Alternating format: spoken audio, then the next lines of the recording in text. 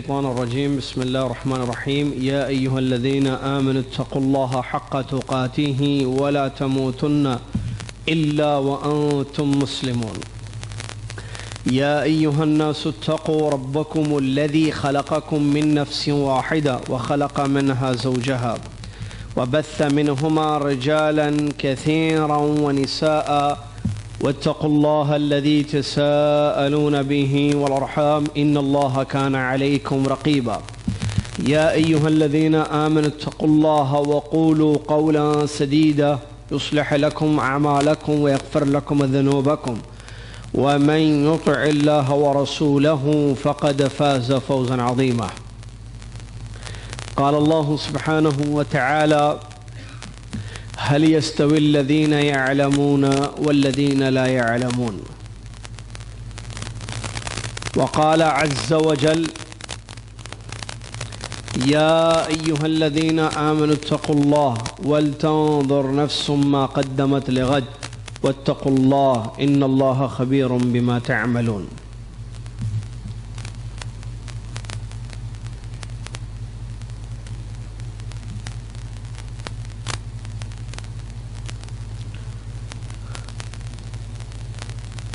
قال النبي صلى الله عليه وسلم: من سلك طريقا يلتمس فيه علما سهل الله به طريقا إلى الجنة. الحديث أو كما قال صلى الله عليه وسلم. وقال رسول الله صلى الله عليه وسلم: عجبا لأمر المؤمن إن أمره كله خير وليس ذاك لأحد إلا للمؤمن إن أصابته سراء شكر فكان خيرا له وإن أصابته ضراء صبر فكان خيرا له. رواہ مسلم او کما قال صلی اللہ علیہ وسلم. تمام تعریفیں اللہ رب العالمین الہ العالمین کے لیے ہے، جو ہمارا معبود ہے، ہمارا رب ہے، ہمارا رازق ہے. اسی نے پیدا کیا ہے، وہی کھلاتا ہے، پلاتا ہے. آسمان سے جب چاہے جتنی چاہے بارش برساتا ہے، بندوں کو رزق دیتا ہے. بڑی شان والا ہے. علم حاصل کرنے والوں کا اس کے پاس بہت بڑا درجہ ہے، اور وہ ہر چیز کا مالک ہے. ہر نعمت اسی کی جانب سے ہے. شکر ہم پر واجب ہے. سبحان اللہ و بحمدہ سبحان اللہ العظیم. اس کے بعد درود و سلام ہو بالخصوص جمعہ کے اس دن اللہ کے آخری نبی محمد الرسول اللہ صلی اللہ علیہ وسلم کی ذات گرامی پر، جن کو رب تعالیٰ نے رحمت للعالمین بنا کر، اسوہ حسنہ بنا کر مبعوث فرمایا. اللہم صلی علی محمد وعلی آل محمد کما صلیت علی ابراہیم وعلی آل ابراہیم انک حمید مجید. اللہم بارک علی محمد وعلی آل محمد کما بارکت علی ابراہیم وعلی آل ابراہیم انک حمید مجید. اس حمد و صلاۃ بر نبینا علیہ الصلاۃ والسلام کے بعد آج 18 محرم 1435 ہجری مطابق 22 نومبر 2013 عیسوی مکتب شرق جدہ کی جانب سے یہ 14واں علمی دورہ شروع ہونے جا رہا ہے. اہلا و سہلا بکم. آپ کا ہم آپ کے اس مکتب میں تہ دل سے استقبال کرتے ہیں. آج جمعہ کا دن ہے، بڑا مبارک دن ہے، اور ایام میں دنوں میں سب سے افضل دن ہے. اس دن یہ مبارک یا نیک کام ہم شروع کر رہے ہیں. اللہ عز و جل سے یہ دعا کرتے ہوئے کہ اللہ تبارک و تعالی ہماری نیتوں میں اخلاص پیدا فرمائے اور ہمیں ایسا علم عطا فرمائے جو نفع بخش ہو، اور ایسا عمل کرنے کی توفیق عطا فرمائے جو قبول ہو جائے. آمین. معزز طلاب کرام، جیسا کہ آپ جانتے ہیں، یہ مکتب تعاونی للدعوت والارشاد وتوعیۃ الجالیہ شرق جدہ، جو مکتب کلو 14 کے نام سے بھی مشہور ہے، اس کے ایڈیٹوریم میں آپ تشریف فرما ہیں۔ اس دورے میں، اس شارٹ کورس میں جو 14واں دورہ چل رہا ہے، جو انشاءاللہ جنازے کے مسائل پر مشتمل ہوگا، اور جیسا کہ آپ کو معلوم ہے اس سے پہلے اس مکتب کے تحت اللہ تبارک و تعالیٰ کے فضل و کرم کے بعد 13 علمی دورے ہو چکے ہیں۔ اب تک 13 شارٹ کورسز ہو چکے ہیں یہاں پر، جو عقیدوں پر یا فقہی موضوعات پر اور سیرت پر 3 اہم ٹاپکس پر دورے ہو چکے ہیں۔ جیسے عقیدے کے دورے ہو چکے ہیں، اصول ثلاثہ، کشف الشبہات، شرح اصول الایمان وغیرہ۔ اسی طریقے سے بلکہ 4 ٹاپکس پر، اسی طریقے سے دوسرے فقہی مسائل جیسے روزوں کے مسائل، حج کے مسائل، زکوٰۃ کے مسائل، یہ جو فقہ سے تعلق رکھتے ہیں یا فقہ سے تعلق رکھتے ہیں، اس پر بھی الحمدللہ دورے ہو چکے ہیں یہاں پر۔ اسی طریقے سے سیرت پر بھی 2 دورے یہاں پر ہو چکے ہیں، ایک ما قبل الہجرہ اور ایک ما بعد الہجرہ، ہجرت سے پہلے کا دور اور ہجرت کے بعد کا دور۔ تو سیرت طیبہ پر بھی یہاں الحمدللہ دورے ہو چکے ہیں۔ چوتھا ٹاپک جس پر دورہ ہو چکا ہے وہ ہے حدیث۔ ہم نے حدیث اور حدیث کی صحت یا کیسے ہوتی ہے، حدیث کی قسمیں، حدیث کی اہمیت، حدیث کا مقام، اور صحیح مسلم کی کچھ سلیکٹڈ احادیث پر ایک شارٹ کورس ہم نے رکھا تھا، تو الحمدللہ اس پر بھی دورہ ہو چکا ہے۔ تو 4 ٹاپکس پر یہاں پر دورے اب تک ہو چکے ہیں، عقیدہ، فقہ، سیرت اور حدیث۔ آج کا جو دورہ ہے وہ فقہ ہی سے تعلق رکھنے والا ہے، اور ذہن میں رکھیں جتنے دورے ہوں گے یہ ایسے ہی ہوں گے، یا تو عقیدے سے تعلق رکھنے والے، یا فقہی مسائل، یا سیرت۔ خیر سیرت پہ تو ہو چکے ہیں، ہو سکتا آگے جو ہے خلفاء وغیرہ کی سیرت پر بھی رکھے جائیں جو سیرت یا سیرت سے ٹاپک سے ریلیٹڈ ہیں، اور چوتھا حدیث۔ تو ان 4 ٹاپکس پر جو ہے دورے ہوتے آ رہے ہیں۔ آج کا دورہ فقہ سے تعلق رکھتا ہے، اور وہ ہے جنازے کے مسائل، جو ہم نے انتخاب کیا ہے اور آپ تک جو ہے اس کی خبر پہنچائی ہے۔ قبل اس کے کہ ہم اس جنازے کے مسائل کو باقاعدہ شروع کریں، ایک بنیادی بات یہ ہے کہ علم حاصل کرنا اور علم کی تڑپ اپنے دل میں رکھنا یہ ہر انسان سے مطلوب ہے۔ یہ ہماری زندگی یا مسلمان کی زندگی بیکار زندگی نہیں ہے۔ مسلمان کو ایک بہت بڑے عظیم کام کے لیے اللہ نے پیدا کیا ہے، بلکہ ہر انسان کو پیدا کیا ہے، لیکن مسلمان چونکہ اللہ کے سچے دین کو مانتا ہے تو اس پر یہ ذمہ داری ہوتی ہے کہ وہ اللہ کے دین کا علم حاصل کرے۔ اللہ کا سچا دین اس کے پاس ہے، وہ مسلمان ہے۔ اسلام جو اللہ کا دین ہے اور باقی دین اللہ کے دین نہیں ہے، تو اللہ کا دین جس نے قبول کر لیا وہ بہت بڑا آدمی ہے، ایمان والا ہے۔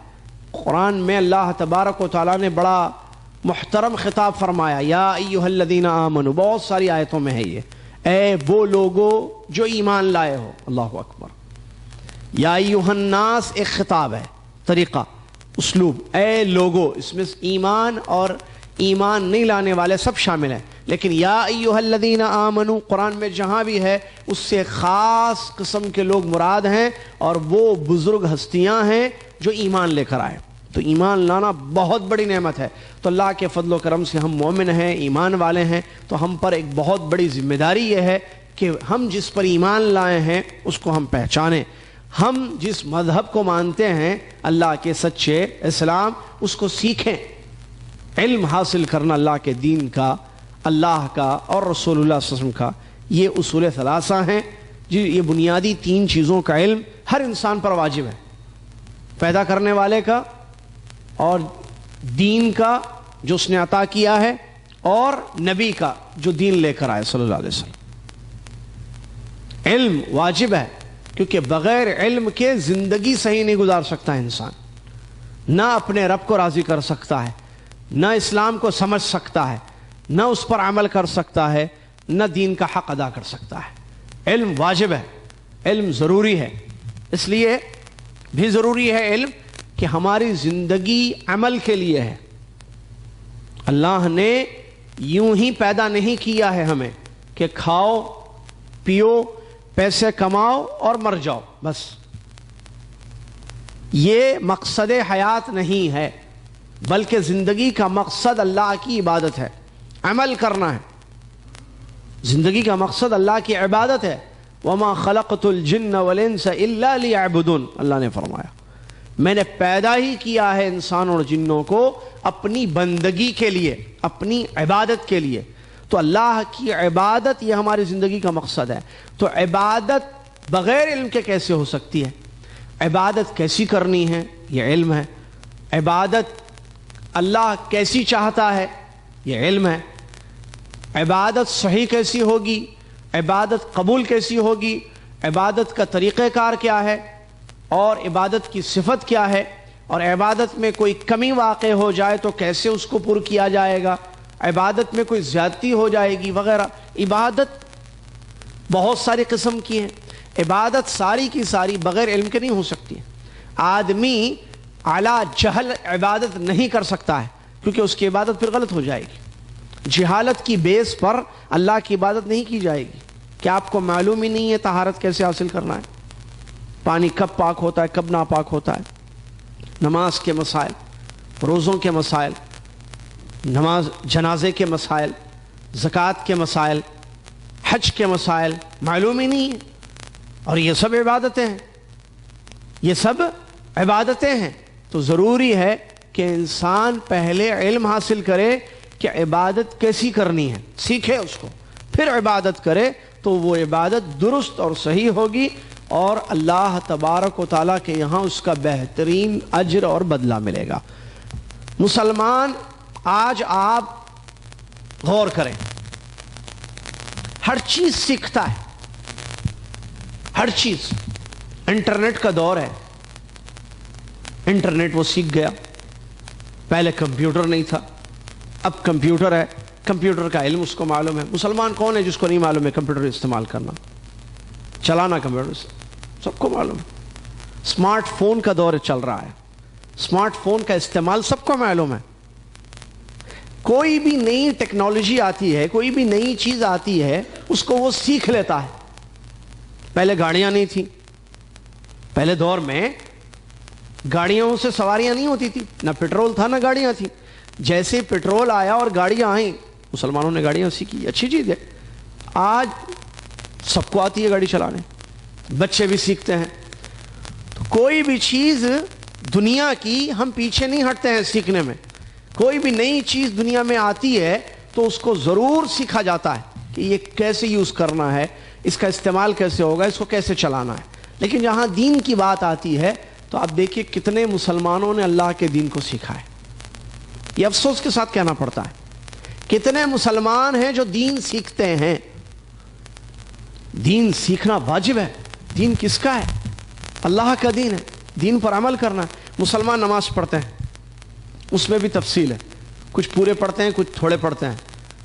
نماز، مسلمان رمضان کے روزے رکھتے ہیں، مسلمانوں کے گھروں میں میت ہوتی ہے، ٹھیک ہے، سب مرتے ہیں، سب کے گھر میں لوگ، اللہ نے موت طے کی ہے، لکھی ہے۔ چلیے اسی طریقے سے بہت سارے مسلمان زکوٰۃ بھی دیتے ہیں، اور بہت سارے مسلمان عمرہ کرتے ہیں، بہت سارے مسلمان حج کرتے ہیں ہر سال، معلوم ہے آپ کو۔ لیکن یہ لوگ کیا سیکھ کر کرتے ہیں؟ یہ اہم سوال ہے۔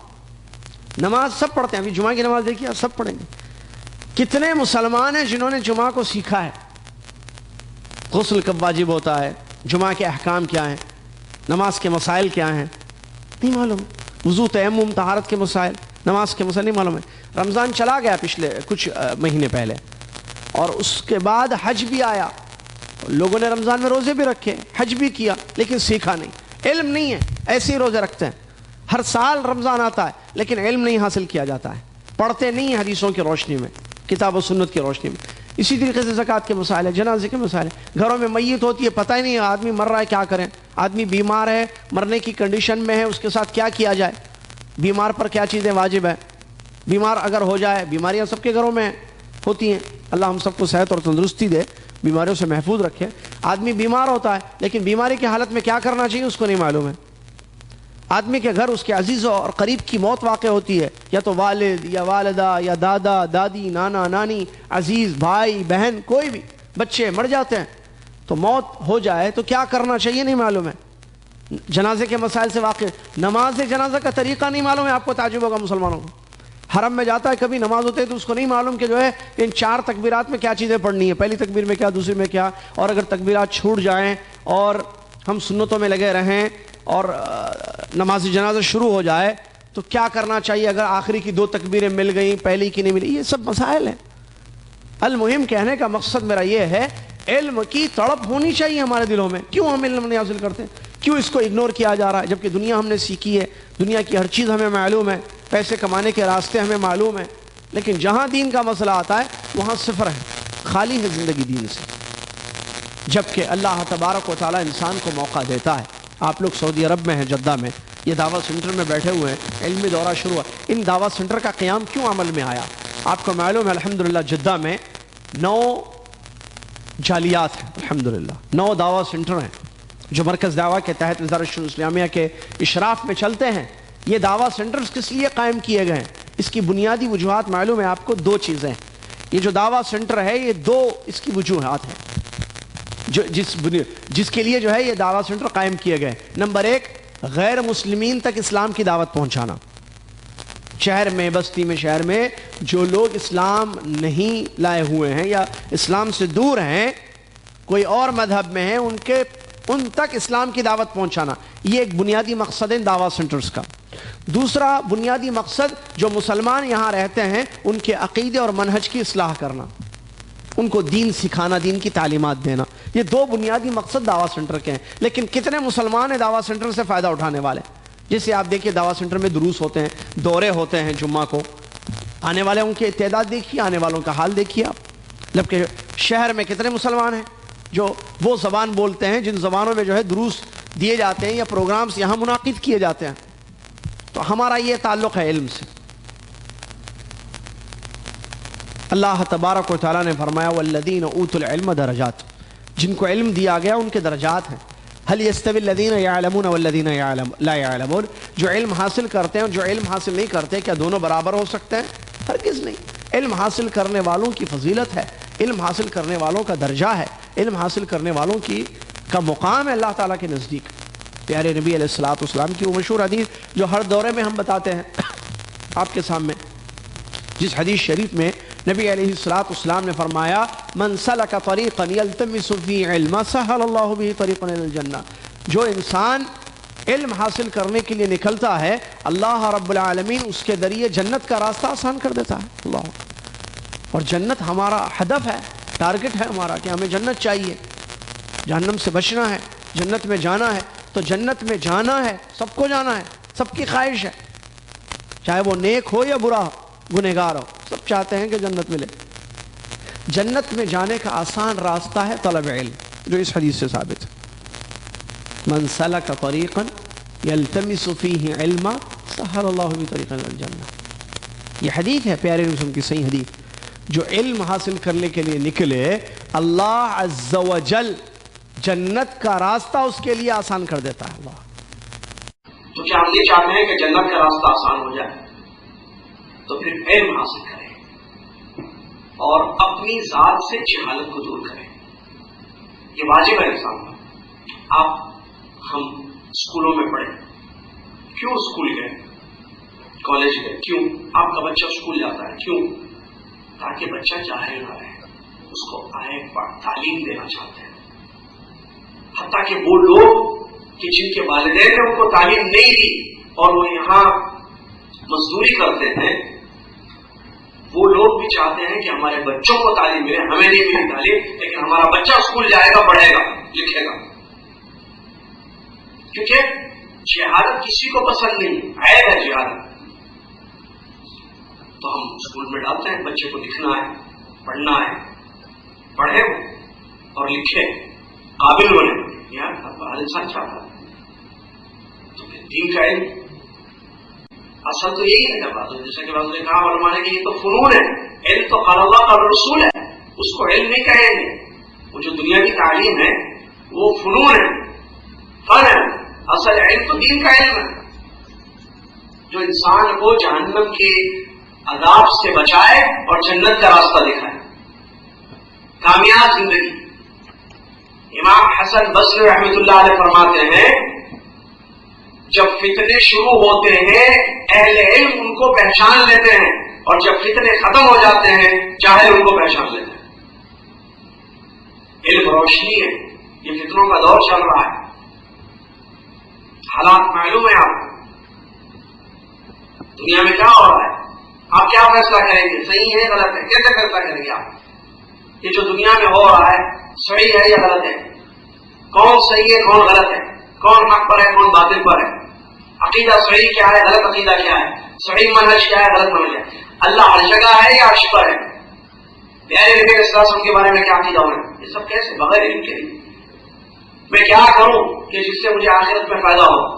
میرے والد کا انتقال ہو گیا، میں چاہتا ہوں کہ ان کو صدقہ جاریہ ثواب جاری ثواب پہنچاؤں، کوئی ایسا کروں کہ جس سے میرے والد کو فائدہ ہو جائے. کیا کروں میں؟ ہر چیز کے علم چاہیے، ہر چیز کے لیے. ہم زندگی گزارتے ہیں میاں بیوی، آپس میں جو ہے حقوق ہیں، بغیر علم کے جو ہے نہیں معلوم ہوگا کہ بیوی کے حقوق کیا ہیں، ماں باپ ان کے حقوق کیا ہیں، بچوں کی تربیت کیسی کرنی چاہیے. علم ہر جگہ علم چاہیے، ہر جگہ. آفس میں حلال و حرام کیسے، کیا کمانا جائز ہے کیا کمانا جائز نہیں ہے، کون سا بزنس جائز ہے کون سا بزنس جائز نہیں ہے، سب مسئلے دین سے تعلق رکھتے ہیں. لہٰذا علم حاصل کریں، جتنا ہو فائدہ اٹھائیں. اور آپ کو معلوم ہونا چاہیے قیامت کی نشانیوں میں سے بڑی نشانی ہے علم کا اٹھ جانا، علم کا اٹھ جانا. اور علم کے اٹھ جانے کو تعبیر کیا گیا علماء کی موت سے. علم سینوں سے بھی ختم ہو جائے گا، بلکہ اللہ تعالیٰ ان سینوں کو موت دے دے گا جن سینوں میں علم ہے کتاب و سنت کا. یعنی علماء ختم ہو جائیں گے، موت آ جائے گی علماء کو، تو عالم کے ساتھ اس عالم کا سارا علم چلا جائے گا دنیا سے، ہے نا. تو کون باقی رہیں گے جب علماء ختم ہو جائیں گے؟ جاہل. اور وہ اپنی جہالت سے خود بھی گمراہ ہوں گے، لوگوں کو بھی گمراہ کریں گے. یہ مفہوم ہے جس میں موجود ہے. جدہ میں کتنے علماء ہیں؟ انڈین پاکستانی کتنے لوگ؟ اردو بولنے والا کتنا طبقہ ہے؟ اردو بولنے والے میں کتنے علماء ہیں آپ جن کو جانتے ہیں بتائیے؟ 10 نہیں نظر آئیں گے، انگلیوں پر گن سکتے ہیں. علماء اتنے لاکھوں لوگ رہتے ہیں، لاکھوں لوگ اردو طبقے کے، لیکن علماء نہیں ہیں. تو علم حاصل کریں. علم میراث النبوہ ہے، نبی انبیاء کی میراث ہے. دعویٰ سینٹروں میں آپ کو علم ملے گا، علماء کی صحبت میں آپ کو علم ملے گا. کتابوں سے علم نہیں حاصل کیا جائے گا. ذہن میں رکھیں. بعض لوگ یہ سمجھیں کہ نہیں کتابوں سے ہمیں علم ملے گا، نہیں، کتاب کو سمجھانے والا کوئی چاہیے. صرف کتاب سے علم اگر حاصل ہوتا تو اسکولس نہیں ہوتے دنیا میں، مدرسے نہیں ہوتے، کالجز نہیں ہوتے، یونیورسٹیاں نہیں ہوتی دنیا میں. سب گھروں میں کتابیں خرید کے رکھتے اور پڑھتے اور خود ڈاکٹر بنتے، انجینئر بنتے یا عالم فاضل بن جاتے. معلوم ہے آپ کو ایسے نہیں ہوتا ہے، بلکہ ان کو سکھانے والا چاہیے، ان کو سمجھانے والا چاہیے. لہٰذا کتاب سے علم نہیں حاصل کیا جائے گا. کتاب کو مطالعے کے حد تک رکھ سکتے ہیں. علم حاصل کرنے کے لیے علماء کے صحبت یا علمی درسگاہوں کا رخ کرنا ضروری ہوتا ہے، یا جہاں سے علم ملتا ہے، جیسے دعویٰ سینٹر ہے، مدرسے ہیں، جامعات ہیں، وہاں سے علم ملتا ہے.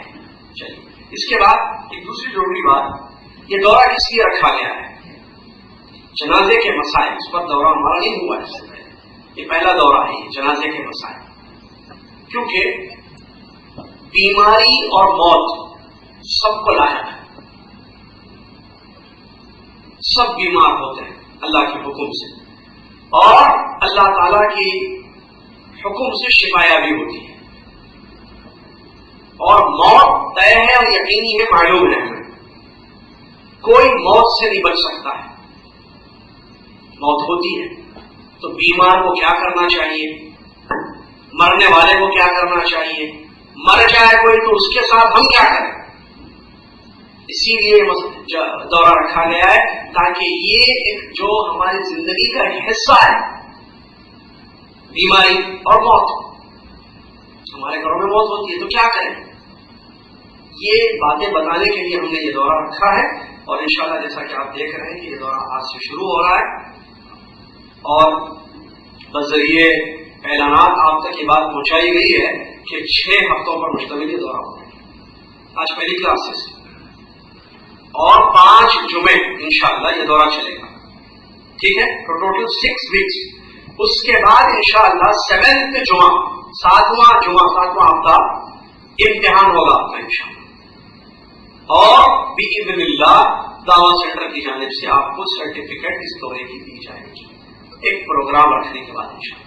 لہٰذا آئیں، اور اس میں ایک بات ذہن میں رکھیں، جیسا کہ ابھی میں نے بتایا کہ 6 وہ ہے کیا ہے ہفتے، اس کے 7th ویک امتحان، 6 ویکس کا یہ دورہ ہوگا، تو اس میں کم سے کم 4 جمعے ضروری ہے امتحان پہ بیٹھنے کے لیے، سرٹیفکیٹ حاصل کرنے کے لیے۔ بیٹھنا تو پورے ہیں 6، لیکن کسی کے پاس عذر ہے وہ الگ مسئلہ ہے، عذر شرعی اگر ہو تو الگ مسئلہ، بغیر عذر کے میکسیمم کم سے کم جو ہے 4 جمعے کی حاضری ضروری ہے، حاضری ہوتی ہے یہاں پر جیسا کہ معلوم ہے آپ، تو 4 جمعے اگر کوئی آ گئے 6 میں سے تو ان کا امتحان بھی ہوگا اور ان کو سرٹیفکیٹ بھی دی جائے گی، ٹھیک ہے۔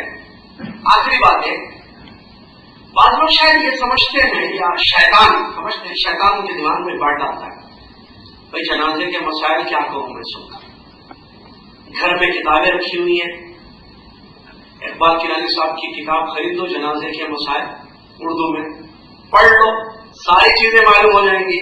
اب جمعہ کو صبح نیند چھوڑ کر اٹھنا، عزیزیہ سے، رحاب سے، شرقیہ، بابکر، اربعہ عشر جانا، پھر وہاں آڈیٹوریم میں بیٹھ کر 9:30 بجے سے 11:15 بجے تک یہ سننا جنازے کے مسائل، یہ تو گھر میں بھی کر سکتے ہیں۔ یہ شیطان ڈالتا ہے، کیوں نیند خراب کر کے اتنی دور جا کر تم جنازے کے مسئلے کس کو نہیں معلوم ہے، جنازے کی کوئی سب اچھی کری کتاب اٹھاؤ جنازے کے مسائل جو کتاب رکھی ہوئی ہے وہ پڑھ لیں۔ ایسا تصور ہوتا ہے بعض میں، شیطان ڈالتا ہے، کیوں؟ کیونکہ شیطان یہ چاہتا ہے کہ مسلمان علم حاصل کرے۔ تو میں آپ کو بتا دوں، اگر کوئی کسی کے دماغ میں ایسا سوال آئے تو وہ اپنے سوال کو ہٹا دے اور وہ یہ کہے کہ نہیں، مجھے جنت چاہیے اور میں علم حاصل کروں گا اور جنت کا راستہ ہموار کروں گا اس کے ذریعے، اور میں اپنے معلم سے، اپنے استاد سے سیکھوں گا جنہوں نے اپنے اساتذہ سے سیکھا ہے مسائل کو۔ اور میں نے جیسے تھوڑی دیر پہلے کہا، کتابوں سے اگر ساری چیزیں مل جاتی تو پھر اسکولس کیوں ہیں؟ مسئلے سمجھنے بہت ضروری ہیں۔ جنازے کے ٹھیک ہے کتاب ہے، لیکن آپ نہیں سمجھ پائیں جب تک یہ کوئی سمجھائے، ہم سمجھانے کے لیے آپ کو یہ دورہ رکھے ہیں۔ تو امید کہ انشاءاللہ آپ لوگ آئیں گے مسلسل اور لوگوں کو لائیں گے، کیونکہ اللہ کے نبی صلی اللہ علیہ وسلم نے فرمایا کہ اگر کوئی کسی کو اچھے راستہ دکھائے تو اس راستے پر چلنے کی وجہ سے جو اس کو اللہ کے یہاں اجر ملتا ہے، راستہ دکھانے والے کو بھی وہ اجر انشاءاللہ ضرور ملے گا۔ لہٰذا آپ جتنوں کو بولیں گے یہاں آنے کے لیے، وہ لوگ آئیں گے، علم حاصل کریں گے، تو ان کو جو اجر اللہ کے یہاں ملے گا، آپ نے بلایا، آپ ذریعہ بنے ان کے آنے کا، تو آپ کو بھی انشاءاللہ اجر ملے گا۔ امید کے جو ہے اس بات کا خیال کیا جائے گا۔ بسم اللہ، شروع کرتے ہیں ہم۔ سب سے پہلا مسئلہ انشاءاللہ جو آپ کے سامنے پیش کیا جا رہا ہے یہاں پر، وہ ہے ماذا یجب علی المریض۔ اللہ تعالیٰ ہم سب کو صحت و تندرستی عطا فرمائے، آمین۔ بیمار پر کیا واجب ہے، یہ پہلا چیپٹر ہے وہاں، ٹھیک ہے، جنازے کے مسئلے۔ کیوں؟ اس لیے کہ بیماری میں بھی موت ہوتی ہے انسان کی، معلوم نہیں بات۔ آدمی صحت کی حالت میں بھی مر جاتا ہے، آدمی بیمار ہو کر بھی حالت میں مر جاتا ہے، ٹھیک ہے۔ اچھا، اس دورے کے کچھ اصول ہیں، کچھ کنڈیشن ہے، میں بتا دوں گا، ٹھیک ہے۔ نمبر 1، سونا منع ہے۔ نمبر 2، غور سے سننا۔ کیوں؟ غور سے نہیں سنیں گے بات سمجھ میں نہیں آئے گی۔ نمبر 3، شروع سے آخر تک بیٹھنا۔ آج پہلی کلاس تھوڑی سی لیٹ ہو گئی، نیکسٹ انشاءاللہ 9:30 سے اسٹارٹ ہو جائے گی۔ آج 9:45 سے شروع ہوئی کلاس، کیونکہ پہلی کلاس تھی، ایک بیچ میں گیپ آ گیا تو اس کے بعد اسٹارٹ کی، اسی لیے ہم نے جو ہے تھوڑا سا 15 منٹ بیٹھے، آئندہ سے 9:30 سے، تو 9:30 پر آپ آ جائیں گے۔ 10 بجے 10:30 کو آئیں گے تو آدھی بات گئی، آدھی بات سمجھ میں آئے گی، اور وہ آدھی بات کا آدھی بات سے تعلق رکھنے کا بات، اسی لیے وہ ضروری ہے کہ آپ ذرا وقت کی پابندی کریں، آ جائیں اور پورا بیٹھیں، ٹھیک ہے؟ چوتھی چیز، بات کرنا آپس میں منع ہے، کیونکہ بات کرنے کے لیے نہیں بیٹھے نا، آپ سن رہے ہیں، میں بات کر رہا ہوں، آپ آپس میں بات کریں گے تو میں خاموش بیٹھوں گا، پھر میں سنوں گا آپ کی بات، تو پھر دورہ گیا۔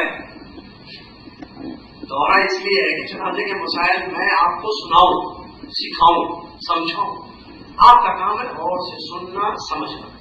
آپ آپس میں ساتھی بازو والے سے بات کریں گے تو پھر اس سے خلل واقع ہوگا، اور یہ دیکھیے آداب کے خلاف ہے۔ اسلام نے، شریعت نے آداب بیان کیے ہر چیز کے، مہمان کے آداب، پڑوسی کے آداب ہے، آداب بہت ہیں، آداب پر بھی ہمارا ایک دورہ ہونے والا ہے انشاءاللہ۔ تو طلب علم کے بھی آداب ہیں، علم حاصل کرنے کے بھی آداب ہیں، علم کی عزت، علم دینے والے کی عزت، جگہ کی اہمیت، اخلاص کے ساتھ علم حاصل کرنا، سننا غور سے، یہ سب آداب میں سے ہیں۔ بات کرنا ادب کے خلاف ہے، دورہ چل رہا ہے بات کر رہے ہو، جمعہ کے آداب کے خلاف ہے کہ جمعہ کا خطبہ چل رہا ہے آپس میں آپ بات کر رہے ہیں، تو ان چیزوں کا ذرا خیال رکھیں۔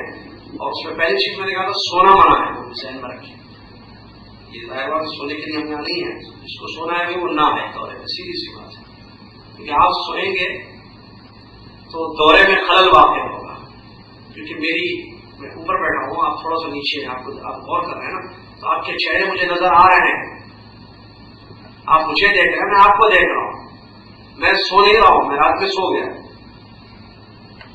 آپ بھی رات میں سوئیں، ٹھیک ہے؟ اللہ نے رات سونے کے لیے بنائی ہے، قرآن میں اللہ نے بات ہے کہ ہم نے رات تمہارے لیے سونے اور آرام کرنے کے لیے بنائی ہے، اور دن کام کرنے کے لیے، محنت کرنے کے لیے، علم حاصل کرنے کے لیے، یا جو بھی چیزیں ہیں رزق کمانے۔ تو جو چیز ہر چیز کا جو وقت ہوتا ہے اس پر عمل کیا جائے، دن میں سو رہا ہے رات میں کام کر رہا ہے، الٹا کام ہے۔ بیوی کام کر رہی ہے، شوہر گھر میں جو ہے، بیوی جاب کر رہی ہے، شوہر کام کر رہا ہے، الٹا سمجھ رہے ہیں؟ بیوی حکم دے رہی ہے، شوہر اطاعت اور فرمانبرداری کر رہا ہے۔ بچے ماں باپ کو سکھا رہے ہیں، شاگرد استاد کو فتویٰ دے رہا ہے، کیا یہ الٹا سے دیکھیں، سیدھا ایک سسٹم ہے دنیا کا، اس پر چلے، ٹھیک ہے؟ جزاکم اللہ خیر۔ ماذا یجب علی المریض، پہلا چیپٹر ہے مریض پر کیا واجب ہے۔ بیماری ہوتی ہے، اللہ تعالیٰ ہم سب کو محفوظ رکھے، اللہ نے اسباب رکھے ہیں بیماریوں کے، ہر چیز اللہ کے حکم سے ہوتی ہے، اس میں کوئی شک نہیں ہے۔ دنیا میں اسباب ہی آپ کو معلوم ہے، آدمی بیمار ہوتا ہے، اور آج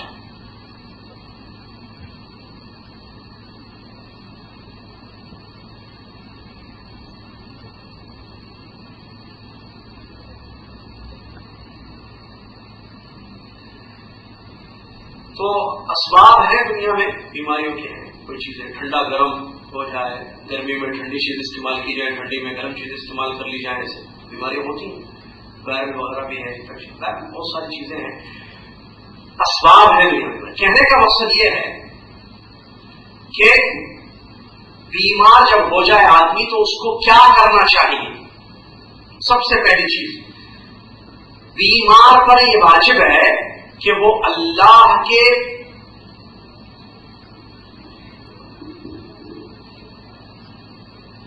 بیمار پر یہ واجب ہے کہ وہ اللہ کے فیصلے پر راضی رہے، اللہ کی قضا پر، قضا و قدر پر، کیونکہ کوئی چیز اللہ کے حکم کے خلاف نہیں، کہ باہر نہیں۔ دنیا میں جو چیز ہو رہی ہے وہ سب اللہ کے حکم سے ہو رہی ہے، معلوم ہے نا؟ تقدیر پر ایمان لانا چاہیے، تو قضا و قدر پر ایمان لانا، اللہ نے جو فیصلہ کیا ہے، اللہ نے جو لکھ دیا ہے، وہ چیز دنیا میں ہونے والی ہے۔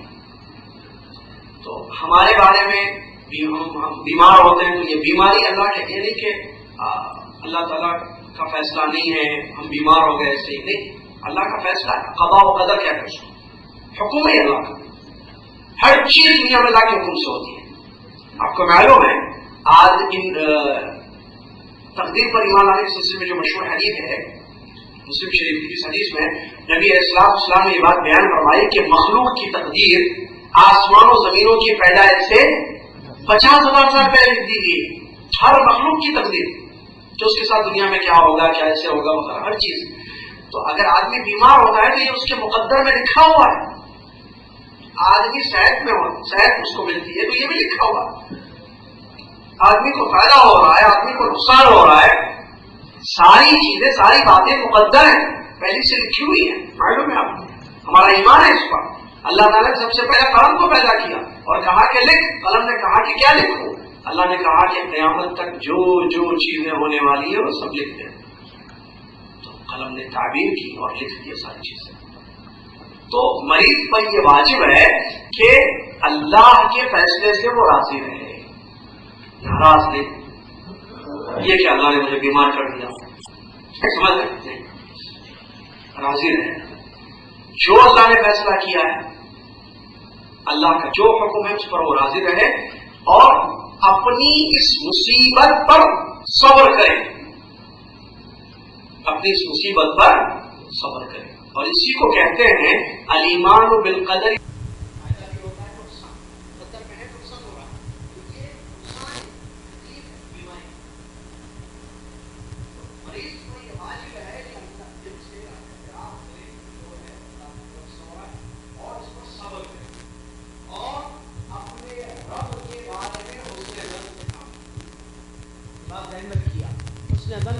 اچھا گمان کرے، بیمار، یہ بیمار کے بارے میں ہو رہا ہے، چیپٹر کون سا ہے؟ پہلا، بیمار کیا کرے، سمجھ رہے ہیں؟ وہ پوائنٹس میں بتا رہا ہوں۔ پہلا پوائنٹ ہے یہ جس میں یہ کہ اللہ کے فیصلے پر راضی ہونا اور تقدیر کی اس مصیبت پر، جو مصیبت آئی ہوئی ہے آپ کے پاس، بیمار ہیں آپ، مصیبت ہے نا، پریشانی ہے، بخار ہے، سر میں درد ہے یا کوئی بھی قسم کی بیماری، صبر کریں آپ، اور اللہ کے بارے میں اچھا گمان رکھیں، برا نہیں، بدگمانی نہیں۔ بدگمانی کیا ہے؟ اللہ میرے ساتھ برا چاہ رہا ہے، یہ بدگمانی ہے۔ میں نماز پڑھتا ہوں، میں روزہ رکھتا ہوں، اس کو پکارتا ہوں، بیمار کر دیتا ہوں، آفس نہیں جا سکتا ہوں، میں کھا نہیں سکتا ہوں، تکلیف ہو رہی ہے جسم میں، بیمار ہے، تو بدگمانی نہ کرے اللہ کی ذات کے بارے میں، بلکہ حسن دن، اچھا گمان کرے۔ حدیث کے الفاظ ہیں، مسلم شریف کی حدیث ہے، نبی علیہ الصلوۃ والسلام فرماتے ہیں مومن کا معاملہ بڑا اچھا ہے، اور مومن کا ہر معاملہ خیر ہی خیر ہے، اور یہ سوائے مومن کے کسی اور کے لیے نہیں ہے۔ فرمایا آگے، اگر اس کو خوشی ملتی ہے تو اللہ کا شکر ادا کرتا ہے، اور یہ اس کے لیے خیر ہے، شکر کرنے میں خیر ہے، اس کے لیے فائدہ ہے۔ نعمت ملتی ہے، بھلائی اچھائی ہوتی ہے زندگی میں، تو وہ شکر بجا لاتا ہے اپنے رب کا، تو اس کے لیے اس میں کیا ہے؟ خیر۔ اور اگر وَإِنْ أَصَابَتْهُ ضَرًّا صبر فَكَانَ خَيْرًا لَهُ، اور اگر اس کو تکلیف پہنچتی ہے، مصیبت آتی ہے زندگی میں، تو کیا کرتا ہے؟ صبر، تو اس میں بھی اس کے لیے کیا ہے؟ خیر، اور یہ سوائے مومن کے کسی کے لیے نہیں ہے۔ سبحان اللہ، دیکھیے، یعنی ہر دو صورتوں میں، ہر دو کنڈیشن میں مومن خیر میں ہوتا ہے، نیکی میں ہوتا ہے، نیکی ملتی ہے، اپنے رب کو راضی کرتا ہے، نعمتیں ملتی ہیں تو شکر کرتا ہے، شکر عبادت ہے، اس میں اس کے لیے اجر ہے، شکر کرنے سے فائدہ ہے، اس کا کیا فائدہ ہے شکر کرنے سے؟ اور نعمتیں دے گا اللہ تعالیٰ۔ اللہ نے فرمایا لَإِن شَكَرْتُمْ لَأَزِيدَنَّكُمْ، اگر تم شکر کرو گے تو میں مزید نعمتیں تمہیں دوں گا اور دوں گا۔ ایک فائدہ اللہ نے دیا، آپ نے شکر کیا، اللہ نے آپ کو فائدہ پہنچایا، آپ نے شکر کیا، اللہ نے آپ کے ساتھ اچھا کیا، آپ نے اللہ کا شکر ادا کیا، اللہ اور فائدہ دے گا آپ کو۔ ایک نعمت اللہ نے دی آپ پر، آپ اس پر شاکر رہے، شکر گزاری کیا آپ نے، اللہ اور نعمتیں آپ کو دے گا۔ دوسری چیز، مصیبت اگر آتی ہے زندگی میں، جیسے بیماری ہے، مریض کو مصیبت ہے نا، بیماری، تو کیا کرتا ہے وہ؟ صبر۔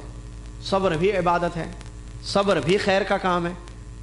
ان اللہ مع الصابرین، بے شک اللہ تعالیٰ صبر کرنے والوں کے ساتھ ہے۔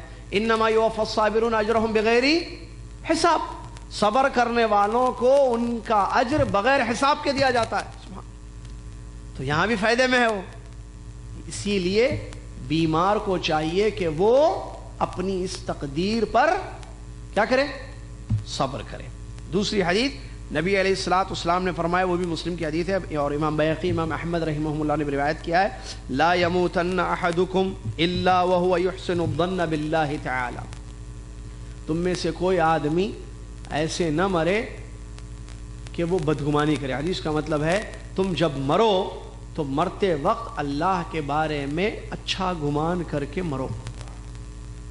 تو آدمی اگر بیمار بھی ہے اور اگر اللہ نے اس کے لیے لکھا ہے کہ اس بیماری میں اس کی کیا ہو جائے گی؟ موت, تو اس کو کیا چاہیے؟ بیماری کی حالت میں اپنے رب کے بارے میں اچھا سوچنا چاہیے, برا نہیں. خاص طور سے بیمار کے بارے میں, کیونکہ آدمی نارمل اگر ہے صحت میں تو وہ اچھا ہی سوچتا ہے, اللہ نے مجھے بڑا اچھا رکھا ہے, میں صحت میں ہوں, الحمدللہ کوئی بیماری نہیں ہے. لیکن بیمار آدمی شیطان اس کو گمراہ کرتا ہے. دیکھو تمہارے ساتھ اللہ نے, تم مسلمان ہو, تم مومن ہو, تم نمازی ہو, تم قرآن پڑھنے والے, تم گناہوں سے بچتے ہو, دیکھو تم بیمار پڑ گئے, ہاسپٹل میں ایڈمٹ ہو گئے, گھر میں بیٹھ گئے, کتنے دنوں سے بیمار رہے. تو بدگمانی پیدا کرنے کی کوشش کرتا ہے رب کے بارے میں. کون؟ ابلیس, شیطان. بدگمانی سے اپنے آپ کو بچانا چاہیے, اچھا گمان کرنا چاہیے. ایک دوسرا کام کیا ہے جو مریض کرے؟ خوف اور رجا, اللہ کی ذات سے امید کرے اور اللہ کی پکڑ سے ڈرے. کون؟ بیمار. مریض پر یہ بھی واجب ہے. کیوں؟ اس لیے کہ یہ ایمان ہے, وہ اللہ کی پکڑ سے ڈرے اور اللہ کی رحمت کی امید کرے. اور ایمان اسی کو کہتے ہیں. صرف امید کر, صرف اللہ کی پکڑ, اللہ کے عذابوں سے ڈرنا بھی ایمان نہیں ہے, اور صرف اللہ کی رحمتوں کی امید کرنا بھی ایمان نہیں ہے. دونوں چیزیں ایمان, دونوں کے درمیان, جیسا الایمان بین الخوف والرجاء, جیسا کہ سلف نے کہا کہ ایمان ڈرنے اور امید کے درمیان کا نام ہے. آدمی کے اندر ڈر بھی ہے, آدمی امید بھی کرتا ہے. یہ نہیں کہ صرف ڈر رہا ہے کہ اللہ نے مجھے بیمار کر دیا ہے, صرف ڈر رہا ہے اب مجھے اللہ عذاب دے گا, مجھے تکلیف ہوگی, یہ اللہ کا عذاب ہے, یہ ڈر رہا ہے, خالی خوف ہے. یہ ایمان نہیں ہے, بلکہ امید بھی ہو. یہ آدمی صحت میں ہے تو صرف رحمت, اور اللہ تو مجھ پر ہمیشہ مہربان رہتا ہے, کوئی اللہ کے پکڑ سے, اللہ کی پکڑ سے اس کا ڈر نہیں ہے, اس کو ڈر نہیں ہے, اس کے دل میں کوئی خوف نہیں پیدا ہو رہا, یہ بھی ایمان نہیں ہے. دونوں چیزیں ایمان ہے. کیا ہے؟ ڈر اور خوف. تو بیمار کو بھی چاہیے کہ وہ ڈرے کہ کہیں اللہ کی پکڑ نہ ہو, اللہ کے عقاب سے ڈرے. اور مطلب اللہ کے عقاب سے کہنے میں نے گناہ کیے ہیں تو اس گناہوں کی سزا مجھے مل رہی ہے, یہ سزا سخت ہو سکتی ہے وغیرہ. ڈر, خوف پیدا ہو دل میں. اور رحمت کی امید, اللہ مجھے معاف کر دے گا, اللہ مجھے ٹھیک کر دے گا, اللہ مجھے شفا دے گا, یہ بھی امید ہو. دلیل دیکھیے, انس رضی اللہ عنہ کی ایک حدیث ہے جس کو امام ترمذی رحمہ اللہ نے حسن سند سے روایت کیا ہے, اور ابن ماجہ میں بھی حدیث موجود ہے. کہتے ہیں انس رضی اللہ عنہ ان النبی صلی اللہ علیہ وسلم دخل علی شاب وهو بالموت. پیارے نبی علیہ السلام ایک نوجوان کے پاس گئے اور وہ ایسا بیمار تھا جو مرض الموت کہتے ہیں, جس بیماری میں اس کی موت واقع ہوئی, یعنی آخری سٹیج پر تھا, وہ بیمار بہت, ٹھیک ہے, مرنے کی قریب تھا وہ. پیارے نبی علیہ السلام نے سوال کیا اس نوجوان سے, اس بیمار سے, کیف تجدک, تم اپنے آپ کو کیسے پا رہے ہو, یعنی کیا کنڈیشن ہے, کیسے اپنے آپ کو پا رہے ہو. تو اس نے کہا واللہ یا رسول اللہ, قسم ہے اللہ کی, اے اللہ کے رسول صلی اللہ علیہ وسلم, انی ارجو اللہ و انی اخاف ذنوبی. اس نوجوان نے کیا کہا, اے اللہ کے رسول, قسم اللہ کی, میں اپنے رب کی رحمتوں کی امید بھی کر رہا ہوں اور اپنے گناہوں کا ڈر بھی ہے مجھے. دیکھ رہے ہیں, مجھے اپنے رب کی رحمت کی امید بھی ہے اور اپنے گناہوں کا ڈر بھی ہے. یہ اس نے جواب دیا نوجوان. نبی علیہ الصلوۃ والسلام نے فرمایا یہ جواب سن کر, لا یجتمعان فی قلب عبد فی مثل هذا الموطن الا اعطاه الله ما يرجو وامنه مما يخاف. کہتے ہیں نبی علیہ الصلوۃ والسلام, کسی بھی بندے میں اس کنڈیشن میں, اس بیماری کی حالت میں, مرض الموت میں, کسی بھی بندے کے دل میں یہ دو چیزیں ہوں گی, کیا؟ ڈر اور امید. تو اللہ تبارک و تعالی وہ جو امید کر رہا ہے اس کو ضرور دے گا, اور جس سے ڈر رہا ہے اسے بچا لے گا. سبحان اللہ, کتنی پیاری حدیث ہے یہ, صحیح حدیث ہے. یعنی اگر آدمی بیمار اللہ کی رحمت کی امید کر رہا ہے تو اللہ تعالیٰ کیا کرے گا؟ رحم کرے گا اس پر, اللہ کی مہربانی ہوگی. اور اپنے گناہوں سے ڈر رہا ہے کہ اللہ تعالیٰ پکڑے گا مجھے، تو جس کا ڈر ہے پکڑ کا، اللہ اس پکڑ سے اس کو بچا لے گا، یعنی اللہ پکڑے گا نہیں، اس کو سزا نہیں دے گا۔ تو اس سے معلوم ہوا کہ بیمار کو چاہیے کہ وہ اللہ کی پکڑ کا ڈر بھی اپنے دل میں رکھے اور اللہ کی رحمت کی امید بھی کرے۔ نمبر 3، بیماری کتنی بھی سخت کیوں نہ ہو جائے، موت کی تمنا اور آرزو ہرگز نہ کرے۔ کتنی بھی تکلیف کیوں نہ ہو، شدید بیمار ہے تو وہ موت کی تمنا سمجھ، مر گیا تو اچھا تھا میں، یہ کتنی تکلیف ہے، یہ کیا سر میں درد ہے، یہ پیٹ میں یہ درد ہے، یہ کیا بیماری ہے، اس سے اچھا کہ میری جان لے لے اللہ تعالیٰ، میری روح قبض ہو جائے، میں مر جاؤں، میں نہیں، استغفر اللہ۔ یہ اسلامی تعلیمات کے خلاف ہے، موت کی تمنا نہیں کرنا۔ حدیث ہے ام فضل رضی اللہ تعالی عنہا کی، کہتی ہیں ان رسول اللہ صلی اللہ علیہ وسلم دخل علیہم، ام فضل رضی اللہ عنہا کے گھر نبی علیہ السلام داخل ہوئے، وعباس عم رسول اللہ صلی اللہ علیہ وسلم یشتکی، عباس رضی اللہ تعالی عنہ جو نبی صلی اللہ علیہ وسلم کے کون ہیں، چاچا عباس، وہ بیمار تھے، سخت بیمار شدید۔ تو انہوں نے، عباس رضی اللہ تعالی عنہ نے موت کی آرزو کی، موت کی کیا کی، تمنا کی۔ کیا مطلب، یعنی بیمار بہت زیادہ ہیں تو مر جاؤں میں بس۔ تو پیارے نبی علیہ الصلوۃ والسلام نے ان کو منع فرمایا، کہا یا عم لا تتمنى الموت، اے چاچا موت کی تمنا نہ کرو، موت کی آرزو نہ کرو۔ تو اس سے معلوم ہوا کہ آدمی کو کتنی بھی بیماری کیوں نہ ہو جائے وہ موت کی تمنا نہ کرے۔ ہاں البتہ اگر وہ کچھ کہنا چاہتا ہے، ٹھیک ہے، تو یہ نہ کہے کہ میں مر جاؤں، اللہ مجھے موت دے دے، ایسے نہیں، بلکہ یہ دعا کر سکتا ہے جو حدیث سے ثابت ہے، اللہم احینی ما کانت الحیات خیرا لی وتوفنی اذا کانت الوفات خیرا لی۔ یہ گنجائش، اے اللہ اگر زندگی میرے حق میں بہتر ہے تو زندہ رکھ، اگر موت میرے حق میں بہتر ہے تو موت دے دے، یہ ہے۔ لیکن تمنا صرف موت کی کرنا نہیں، یہ منع ہے، سمجھ۔ اگر زیادہ سے زیادہ تکلیف بہت زیادہ ہے، وہ کچھ مانگنا چاہتا ہے اللہ سے، کچھ کہنا چاہتا ہے، تو یہ کہے کہ زندگی بہتر ہے تو زندہ رکھ اللہ، اور اے اللہ تیرے علم ازلی میں اگر موت میرے لیے خیر ہے تو مجھے موت دے دے۔ لیکن صرف موت کی تمنا آرزو کرنا یہ مریض کے لیے جائز نہیں ہے۔ 3 ہو گئے نا، یاد ہے یا بھول گئے؟ 4 ہو گئے، 3 ہوئے۔ کیا ہوا؟ پہلا مریض پر کیا واجب ہے؟ پہلا کام صبر کرے اور اللہ کے فیصلے پر راضی ہو۔ دوسرا کیا کرے؟ موت کی نہیں، وہ تو تیسرا تھا، دوسرا کیا؟ خوف اور رجا، اللہ کی ذات سے امید بھی کرے اور اللہ کی پر۔ تیسرا موت کی تمنا نہ کرے۔ چلیے، چوتھی چیز، اگر حقوق ہیں کوئی اس کے پاس تو وہ ادا کر دے، کسی کا حق ہے اس کے پاس تو وہ حق کیا ہے؟ ادا کر دے، اگر وہ کر سکتا ہے، نہیں تو وصیت کر دے۔ جیسے کسی کی امانت رکھی ہوئی ہے، کسی کے پیسے اس کے پاس رکھے ہوئے ہیں، ٹھیک ہے، کسی کی چیز، کسی کی ملکیت، کسی اور کی چیز اس بیمار کے پاس رکھی ہو، آدمی کے پاس ہے اور وہ بیمار ہو گیا تو وہ فوراً اس کو ادا کر دے، اگر کر سکتا ہے تو وہ بلا لے اس آدمی کو، بھئی آپ کی چیز، آپ کا سونا میرے پاس ہے، آپ کی گاڑی میرے پاس ہے، آپ کے پیسے میرے پاس ہے، آئیے آپ، میں بیمار ہوں، پتہ نہیں بیماری میں زندگی کا کوئی بھروسہ نہیں، یہ لے لیجیے آپ، یہ آپ اپنی چیزیں۔ یا اگر یہ نہیں کر سکتا ہے تو وصیت کر دے، اپنے گھر والوں کو بتا دے کہ فلاں فلاں فلاں لوگوں کی امانتیں میرے گھر میں رکھی ہوئی ہیں، وہ فلاں کا ہے، یہ فلاں کی ہے، وہ فلاں صاحب کے پیسے میرے اکاؤنٹ میں رکھے ہوئے ہیں، فلاں صاحب کی گاڑی ہے، فلاں صاحب کی چیز ہے، فلاں صاحب کی کتاب میرے پاس رکھی ہوئی ہے نا، لوگوں کی چیزیں ہیں بھائی، امانت، تو اس کو یا تو ادا کر دے یا ادا کرنے کا وصیت کر دے، ادا کرنے کی تاکید کر دے کس کو؟ اپنے جو رہتے ہیں۔ اسی طریقے سے اگر کسی کو اس نے ستایا، گالی دی، تکلیف پہنچائی، کسی کا مال لے لیا، ہڑپ کر لیا، ستایا، تو معافیا بھی مانگ لے، جی بیمار کوئی معاملہ ہے تو کلیئر کر لے، کیونکہ بیمار ہے، وہ پتہ نہیں یہ بیماری میں اس کے بعد شفا ہے یا موت ہے، اللہ اعلم۔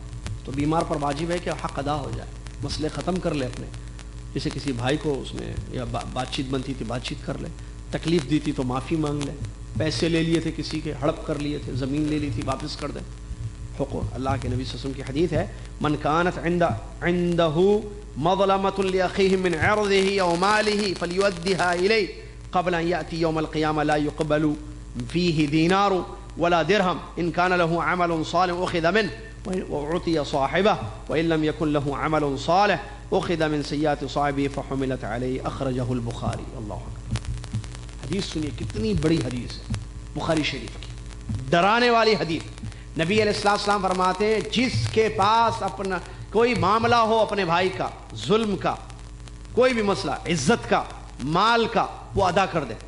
کسی کی بے عزتی کی تھی، معافی مانگ لے اس سے، یا جن لوگوں کے سامنے، جیسے گھر والوں کے سامنے کسی کی بے عزتی اس نے کی تھی، ان گھر والوں کے سامنے اس کی تعریف کرے پیچھے کہ میں نے جس کے بارے میں برا بلا کہا تھا وہ اچھے ہیں، ٹھیک ہے، یا اس آدمی کی جس کی بے عزتی کی تھی معافی مانگ لے اس سے، مال لیا تھا مال واپس کر دے، قبل اس کے کہ قیامت کا وہ دن آ جائے جس دن اللہ تعالیٰ کے یہاں نہ دینار قبول کیا جائے گا یا نہ درہم قبول کیا جائے گا۔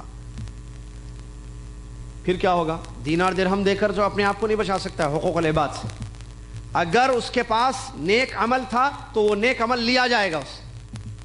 حدیث دیکھیے، یعنی آدمی نے کسی کے ساتھ زیادتی کی اور وہ اگر دنیا میں معاملہ طے کر کے صفائی معاملہ صاف کر کے نہیں آتا ہے تو قیامت کے دن اللہ تعالیٰ کیا کرے گا؟ اس کے دینار درہم وہ کہے گا اللہ میرے پیسے لے لے، اللہ میں نے فلاں صاحب کے ساتھ زیادتی کی تھی، بے عزت کیا تھا، ان کا مال ہڑپ کیا تھا، یہ مال لے لیا جائے، مجھے معاف کر دے۔ وہ نہیں، نیک عمل ہے اس کا کوئی، نماز روزہ قربانی، یہ لی جائے گی اور اس کو دی جائے گی۔ اگر نیک عمل نہیں ہے اخذ وَإِن لَّمْ يَكُن لَّهُ عَمَلٌ صَالِحٌ أُخِذَ مِن سَيِّئَاتِ صَاحِبِهِ، اگر اس کا نیک، یہ ظالم کا، یہ جس نے ستایا تھا، مارا تھا، پیسے لیے تھے، بے عزتی کی تھی، اس گنہگار کا اگر نیک عمل نہیں تھا تو جو مظلوم آدمی ہے اس کے گناہوں کو لے کر اللہ تعالیٰ اس کی گردن پہ ڈالے گا۔ کتنا بڑا نقصان ہے۔ یہ بخاری شریف کی حدیث ہے، اور دوسری ایک حدیث ہے مسلم کی جس میں اسی کو مفلس کہا گیا۔ نبی علیہ الصلوۃ والسلام نے صحابہ سے سوال کیا، اتدرون ما المفلس، کیا جانتے ہو کہ مفلس کون ہے؟ صحابہ نے فرمایا مفلس تو ہم میں وہ ہے جس کے پاس نہ درہم ہو نہ کوئی سامان ہو، پیسہ نہیں ہے، سامان نہیں ہے، مفلس آدمی ہے۔ نبی علیہ الصلوۃ والسلام نے فرمایا ان المفلس من امتی یوم القیامہ یأتی یوم القیامہ بصلاۃ وصیام وزکات، میری امت کا مفلس آدمی قیامت کے دن، میری امت کا مفلس آدمی قیامت کے دن وہ ہوگا جو اپنی نماز اور روزہ اور زکوٰۃ لے کر آئے گا۔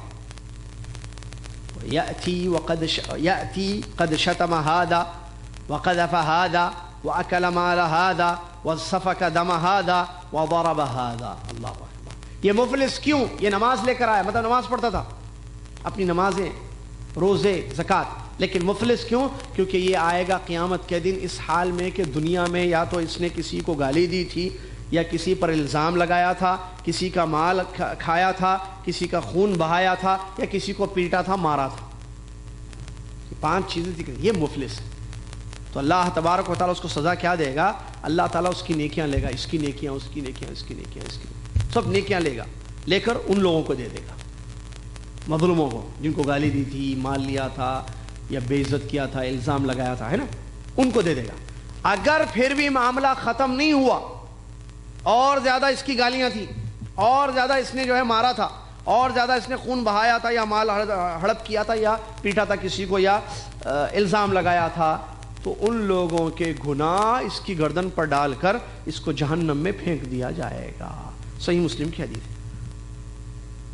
اسی لیے آدمی کو چاہیے کہ دنیا میں مرنے سے پہلے، مرنا کب ہے؟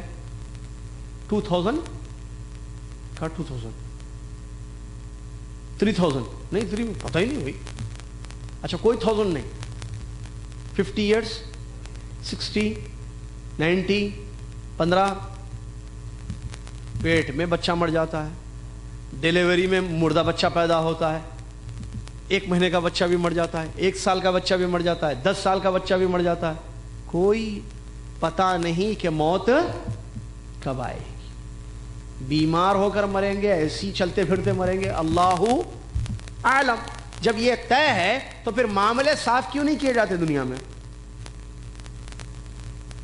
یہ حدیث پہ کیا بولے، پورا دورہ اس کی پوری اتنے مسائل ہیں خاندان میں، رشتہ داروں میں، گھر میں، بھائی بھائی سے لڑا ہوا ہے، لڑائیاں، جھگڑے، مسائل اتنے ہیں، معاشرتی مسائل، سوسائٹی کے مسائل دیکھیے آپ، ایک فیملی کا حال دیکھیے آپ، کوئی فیملی بچی ہوئی نہیں ہے اس سے، نعوذ باللہ، ایک دوسرے سے ناراضگیاں، نفرتیں، بھائی بھائی سے بات چیت بند ہے، بہن بہن سے بات نہیں کرتی ہے، ٹھیک ہے، ایک فیملی کی 4-5 بہو ہیں اگر 4-5، آپس میں لڑائیاں، نفرتیں ہیں، ظلم و زیادتی ہے، بڑا بھائی چھوٹے بھائی کا مال لے لیا، چھوٹا بھائی بڑے بھائی کا، اگر بڑا بھائی نرم ہے، چھوٹا بھائی تیز، تو اس کا مال ہڑپ، پیسے کھا لیا، دیتا ہی نہیں ہے، نعوذ باللہ۔ عجیب مسائل ہیں لوگوں کے، اور بے عزتی، گالیاں، مارنا، خون بہانا، چھوٹی چھوٹی چیز کے لیے گردن ماری جاتی ہے، مسلمان کا قاتل بن چکا ہے، خون بہاتا ہے چھوٹی چھوٹی چیزوں کے لیے، زمین کے لیے، جائیداد کے لیے گردنیں ماری جاتی ہیں، مرڈر کیا جاتا ہے، سازشیں ہوتی ہیں، جادو کرایا جاتا ہے، نعوذ باللہ۔ کیا ہے یہ سب؟ اللہ اکبر، مفلسی ہے قیامت کے دن ایسے آدمی کے لیے، لہٰذا اپنے آپ کو بچائیں ہم ان چیزوں سے، مرنا ہے، اللہ کے سامنے جانا ہے، ہماری جنازہ پڑھی جائے گی، ہمیں قبر میں دفن کیا جائے گا، لہٰذا آدمی چوکنا رہے اور ان چیزوں سے اپنے آپ کو بچائے، ان چیزوں سے اپنے آپ کو دور رکھے۔ اور ایک حدیث بھی ہے حاکم کی، من مات وعلیہ دین فلیس ثم دینار ولا درہم فلکن الحسنۃ والسیئۃ، قرضے بھی ہیں، قرضے ادا کر دے وغیرہ، یہ سارے مسئلے ہیں جو بیمار کو بھی چاہیے کہ وہ اپنی بیماری میں یہ کام کرے۔ اس کے بعد 5ویں چیز، وصیت کرنے میں جلدی کرنا چاہیے بیمار کو، اس پر تو عمل ہی نہیں ہوتا ہے۔ معلوم ہے وصیت کیا؟ وصیت کرنا، کوئی امپورٹنٹ بات بتا کے جانا، وصیت لکھنا، ایسے یہ دیکھیے حدیث سنیے، ما حق امرئ مسلم یبیت لیلتین وله شیء یرید ان یوصی فیہ الا ووصیته مکتوبۃ عند رأسی، قال ابن عمر رضی اللہ عنہما ما مرت علی لیلۃ منذ سمعت رسول اللہ صلی اللہ علیہ وسلم قال ذلك الا وعندي وصیتی، رواہ الشیخان۔ امام بخاری، امام مسلم دونوں شیوخ نے اس حدیث کو روایت کیا ہے۔ کیا حدیث ہے سنیے، اور کون اس پر عمل کرتا ہے وہ بھی دیکھ لیں آپ۔ عمل نہیں کر رہے ہیں تو آج سے سٹارٹ کر دیجیے عمل۔ وصیت لکھی ہوئی ہے گھر میں، شاید ہی کوئی مسلمان اس پر عمل کرتا ہے۔ کیا ہے حدیث؟ نبی علیہ الصلوۃ والسلام نے فرمایا، کوئی بھی مسلمان آدمی 2 رات ایسی نہ گزارے، 2 رات کہ وہ چاہتا، اس کے پاس کوئی چیز ہے جو چاہتا ہے کہ وہ وصیت کر جائے اپنے گھر والوں کو، تو اس کی وصیت اس کے سر کے پاس لکھی ہوئی رہنی چاہیے۔ بخاری اور مسلم کی حدیث ہے۔ عبداللہ بن عمر کہتے ہیں، جب سے میں نے اس حدیث کو سنا، 1 رات بھی مجھ پر ایسی نہیں گزری کہ میری وصیت میرے ساتھ نہ تھی، میں لکھ کے ریڈی رکھا، کیونکہ موت کبھی بھی آ سکتی ہے نا، تو وصیت تیار رہنا چاہیے۔ تو بیمار بھی آدمی، اچھا صحت میں اس نے بیمار ہو گیا، وصیت کر جائے، لکھ لیں۔ یہ وصیت میراث کی نہیں ہوتی ہے کہ میرے بیٹے کو وہ 1 دکان بیٹے کو دے دو، وہ میری جو زمین ہے وہ نہیں، اس کی نہیں، عام کوئی اہم بات بتانا چاہتا ہے اپنے اولاد کو، بیوی بچوں کو، کچھ ضروری امپورٹنٹ باتیں بتا کر جانا چاہتا ہے، وہ لکھ کر چلے جائے۔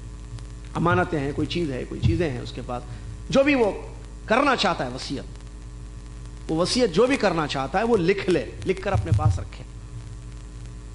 یہ حدیث ہے۔ چلیے اس کے بعد وصیت سے جڑے ہوئے کچھ مسئلے ہیں۔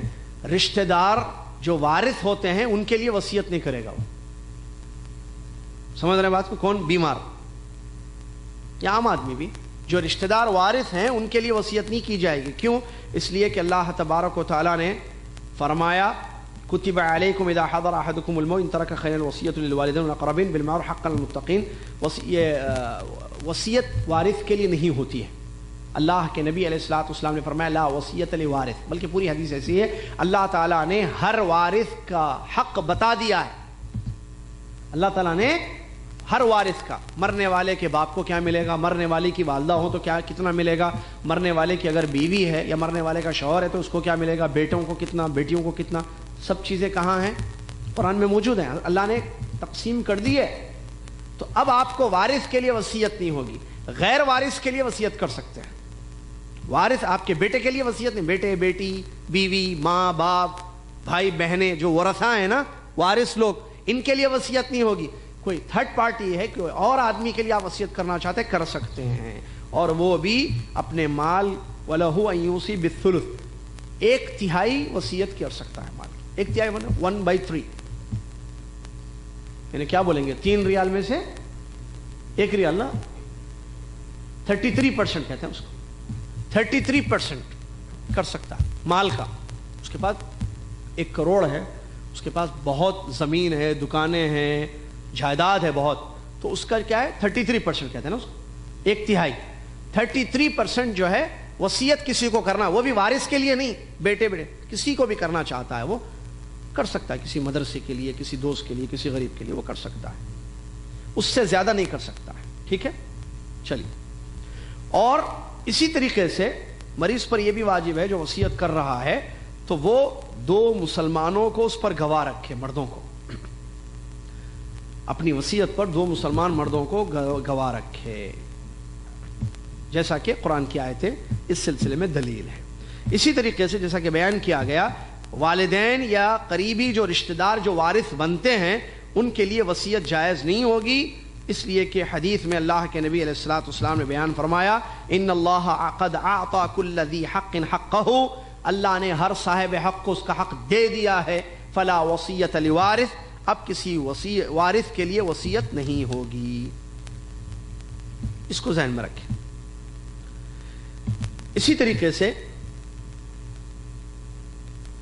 وصیت کے ذریعے کسی کو تکلیف پہنچانا مقصود نہ ہو، اس سے بھی اپنے آپ کو بچائے اور اس کو دور رکھے. ایسے کام نہ کرے کہ وارث ہیں، اللہ نے ان کا حصہ بانٹ دیا ہے، اب وہ ان کے لیے وصیت کر کے مر رہا ہے. کیا مرنے والا کہ یہ جو میرا دوسرا بڑا بیٹا ہے اس کو جو ہے اتنا دو، بس لکھ کے مر گیا، اس کو 5% دینا میری جائیداد میں سے بس، جبکہ اللہ تعالیٰ نے جو حصہ اس کے لیے بیان کیا ہے وہ زیادہ ہے. مثال میں اب وہ کیا کرتا ہے، نہیں اس کا حق مارتا ہے، نعوذ باللہ من ذالک، نہیں کیونکہ بڑا بیٹا میرا جو ہے میرے ساتھ صحیح نہیں تھا، خدمت نہیں کیا، مجھے خوش نہیں کیا، تو وہ کیا کرتا ہے اس کا حق مار کے لکھ کے مرتا ہے تاکہ لوگ جو ہے اس پر عمل کریں. 5% اس کو دینا بس، اور وہ دوسرے بچے ہیں ان کو 15 20% دینا میری جائیداد کا حصہ. یہ ظلم ہے.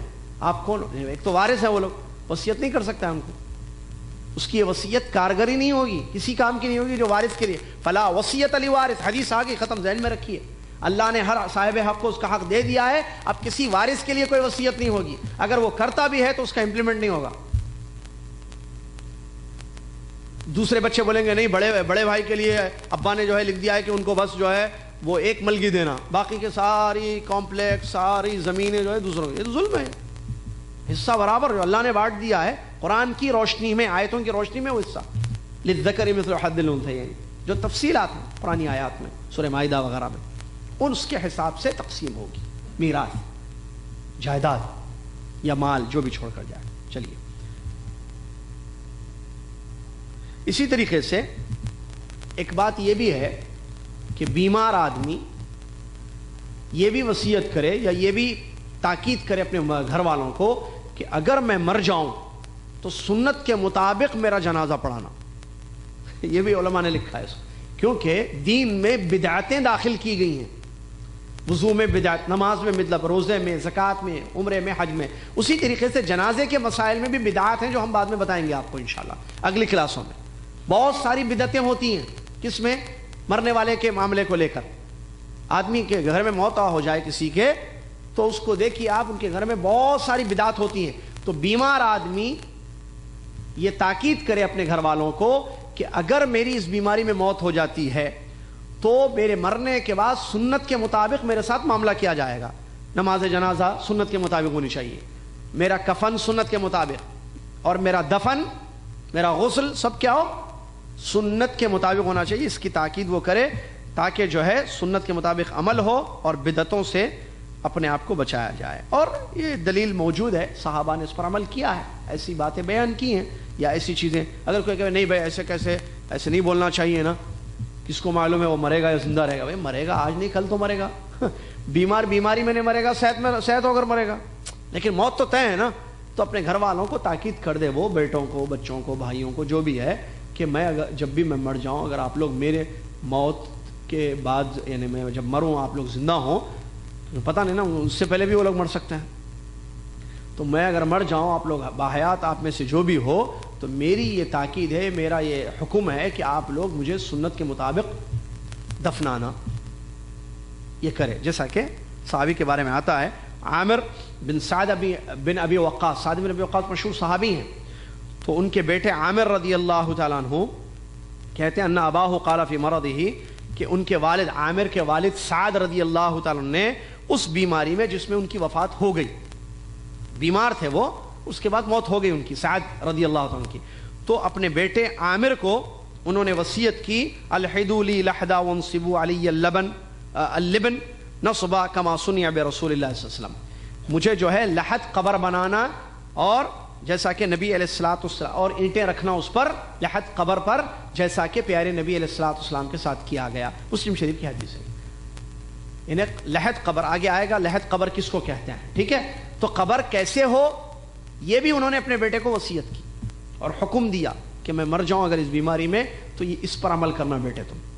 تو یہ دلیل ہے اس بات کی کہ جو ہے سنت کے مطابق عمل کرنا چاہیے. اور اسی طریقے سے اور بھی دلیلیں موجود ہیں صحابہ کی طرف. ابو بردہ رضی اللہ عنہ کہتے ہیں کہ ابو موسیٰ رضی اللہ تعالیٰ عنہ کو جب موت واقع ہوئی تو مرنے سے پہلے انہوں نے یہ کہا تھا کہ اگر میں مر جاؤں تو میرے جنازے کو لے کر جانا اور جلدی کرنا، تاخیر نہیں کرنا، اور بھی کچھ، اور میرے قبر کو سنت کے مطابق بنانا جیسا کہ نبی علیہ الصلوۃ والسلام کا طریقہ ہے. اور میں گواہ بناتا ہوں کہ میں ہر بدعت کا کام کرنے والی عورت سے بری ہوں. یہ انہوں نے حدیث میں بیان فرمایا، تاکید کی، مرنے سے پہلے انہوں نے یہ بات بیان فرمائی. تو اس سے معلوم ہوا کہ آدمی مرنے سے پہلے لوگوں کو یہ بات بتا دے زندگی ہی میں کہ میری موت جب بھی ہو جائے گی تو سنت کے مطابق میرے ساتھ معاملہ کیا جائے، یہ میری خواہش ہے اور یہ میرا حکم ہے. اگر وہ لوگ کرتے ہیں تو فبیہا و نعمہ، ان کو اجر ملے گا. لیکن اگر وہ لوگ کہنے کے باوجود سنت کو چھوڑ کر بدعت پر عمل کریں گے اور غلط طریقے سے جو ہے جنازہ کریں گے تو ایسی صورت میں ان کا مسئلہ ہے، آخرت ان کی برباد ہے، اللہ تعالیٰ کی یہاں وہ پکڑ جائیں گے. مرنے والے نے تو کہہ دیا تھا صاحب کہ جو ہے میں اگر مر جاؤں تو سنت کے مطابق عمل کرنا میرا. اور انسان پر واجب ہے کہ اپنی پوری زندگی سنت کے مطابق کرے، اس کی نماز سنت کے مطابق، اس کا وضو، اس کی طہارت، اس کی زکوٰۃ، اس کا حج، ساری چیزیں سنت کے مطابق ہونی چاہیے. چلیے اس کے بعد دوسرا مسئلہ، دوسرا چیپٹر ہے الاستعداد للموت، مرنے سے پہلے تیاری کرنا. مرنے سے پہلے تیاری کرنا. پہلا مسئلہ پڑھ لیا کہ مریض کیا کیا کرے. اسی طریقے سے مریض کے جو مسائل تھے، جو 6-7 ہم نے بیان کیے، اس کو ذہن میں رکھے. اللہ تعالیٰ مجھے اور آپ کو ہر بیماری سے محفوظ رکھے، آمین. لیکن ہم بیمار ہوتے ہیں تو پھر ان چیزوں پر ہمیں عمل کرنا چاہیے جو ابھی آپ کے سامنے حدیثوں کی روشنی میں بتایا گیا ہے، جس میں وصیت بھی ہے، جس میں جو ہے دعائیں ہیں، اور ایمان، خوف اور رجا کی کیفیت بیمار کے ساتھ ہونی چاہیے. اور اسی طریقے سے جو بھی چیزیں بیان کی گئیں کہ تمنا نہ کرے، حقوق ادا کر لے، اور اللہ کے فیصلے سے راضی ہو وغیرہ، اور تقدیر پر صبر کرے. اس کے بعد دوسرا چیپٹر ہے موت سے پہلے تیاری. جیسا کہ معلوم ہے قرآن اور حدیث کی روشنی میں کہ موت اچانک آنے والی چیز ہے. ابھی ہم دورے میں ہیں، یہاں سے زندہ واپس جائیں گے کوئی گارنٹی نہیں دے سکتا. میں ڈرا نہیں رہا ہوں آپ کو، لیکن ایک بات بتا رہا ہوں میں. آدمی بیٹھے بیٹھے مر جاتا ہے، معلوم ہے آپ کو. آپ اور میں دونوں بیٹھے ہوئے ہیں، دیکھیں آدمی چلتے چلتے مر جاتا ہے. اللہ، موت عجیب ہے، سبحان اللہ، عجیب. عزیزیہ میں ایک صاحب رہتے تھے، جدہ یہاں سے انڈیا کے. اللہ تعالیٰ نے ان کو ایک بیٹا دیا تھا. بیٹا ایک ہی تھا، بیٹیاں تھیں تقریباً 18، اور بچہ کو انہوں نے حفظ بھی کرایا، حافظ بنا بچہ ہو الحمدللہ. پھر انڈیا گیا، حیدرآباد سے بچے کا تعلق تھا. 18 سال کی عمر میں صحت مند، کھاتا پیتا صحت مند. میں دیکھا ہوں بچے کو، مسجد عزیزیہ کا مصلی تھا بچہ. ایک مرتبہ بغیر کسی اپنی والدہ کے کندھے پر اس نے ایسے سر رکھا پھر اس کے بعد جو ہے کیا کہتے ہیں اس کو، پیر یعنی والدہ تھوڑا لیٹنے کے لیے، بیٹے کی ماں کی محبت ہوتی ہے، ایسے سر رکھا، سو گیا. ماں سمجھ رہی ہے کہ نیند لگ گئی اس کو، تھکا ہوا تھا شاید بیٹا 18 سال کا. اب اس کو ماں اٹھا رہی ہے، اٹھ نہیں رہا ہے، روح قبض ہو گئی اس کی. چلتا پھرتا اچھا خاصا 18 ایئرس کا نوجوان، کچھ بھی نہیں تھا اس کو. ان کے والد نے آ کر اطلاع دی کہ ایسے میرے بیٹے کے ساتھ معاملہ ہوا تھا. اب اس کو ایسے کر رہے ہیں، ہاسپٹل لے کر گئے، اور انہوں نے شوہر کو اطلاع دی، شوہر آئے گھر، ہاسپٹل لے گئے تو ڈاکٹر نے کہا کہ نہیں یہ تو اتنی دیر ہو گئی ہے اس کو موت ہوگا، بغیر کسی سبب کے. اور ایسے بھی ہوتا ہے کہ ڈاکٹر جواب دے دیتے ہیں بیمار کو کہ اب ہمارے ہاتھ میں کچھ بھی نہیں ہے، لیکن اللہ تعالیٰ سالوں زندہ رکھتا ہے ایسے بیماروں. تو موت اللہ اعلم کب کس شکل میں ہمیں آئے گی، لیکن وہ طے ہے کہ آئے گی. ہم سب کو مرنا ہے، اس دروازے سے سب کو جانا ہے. تو پھر اس کے لیے تیاری کیا ہو رہی ہے؟ ہم جنازے کے مسائل پڑھنے بیٹھے ہیں تو یہ دوسرا اہم چیپٹر ہے کہ ہم اس بات کو سمجھیں کہ مجھے اور آپ کو کیا کرنا ہے مرنے سے پہلے. مرنے کے بعد تو کرنے والا کام کچھ بھی نہیں ہے. دیکھیے آپ جو کرنا ہے مرنے سے پہلے کر لیجیے. آپ جتنا کھانا ہے مرنے سے پہلے کھا لیجیے. کیا؟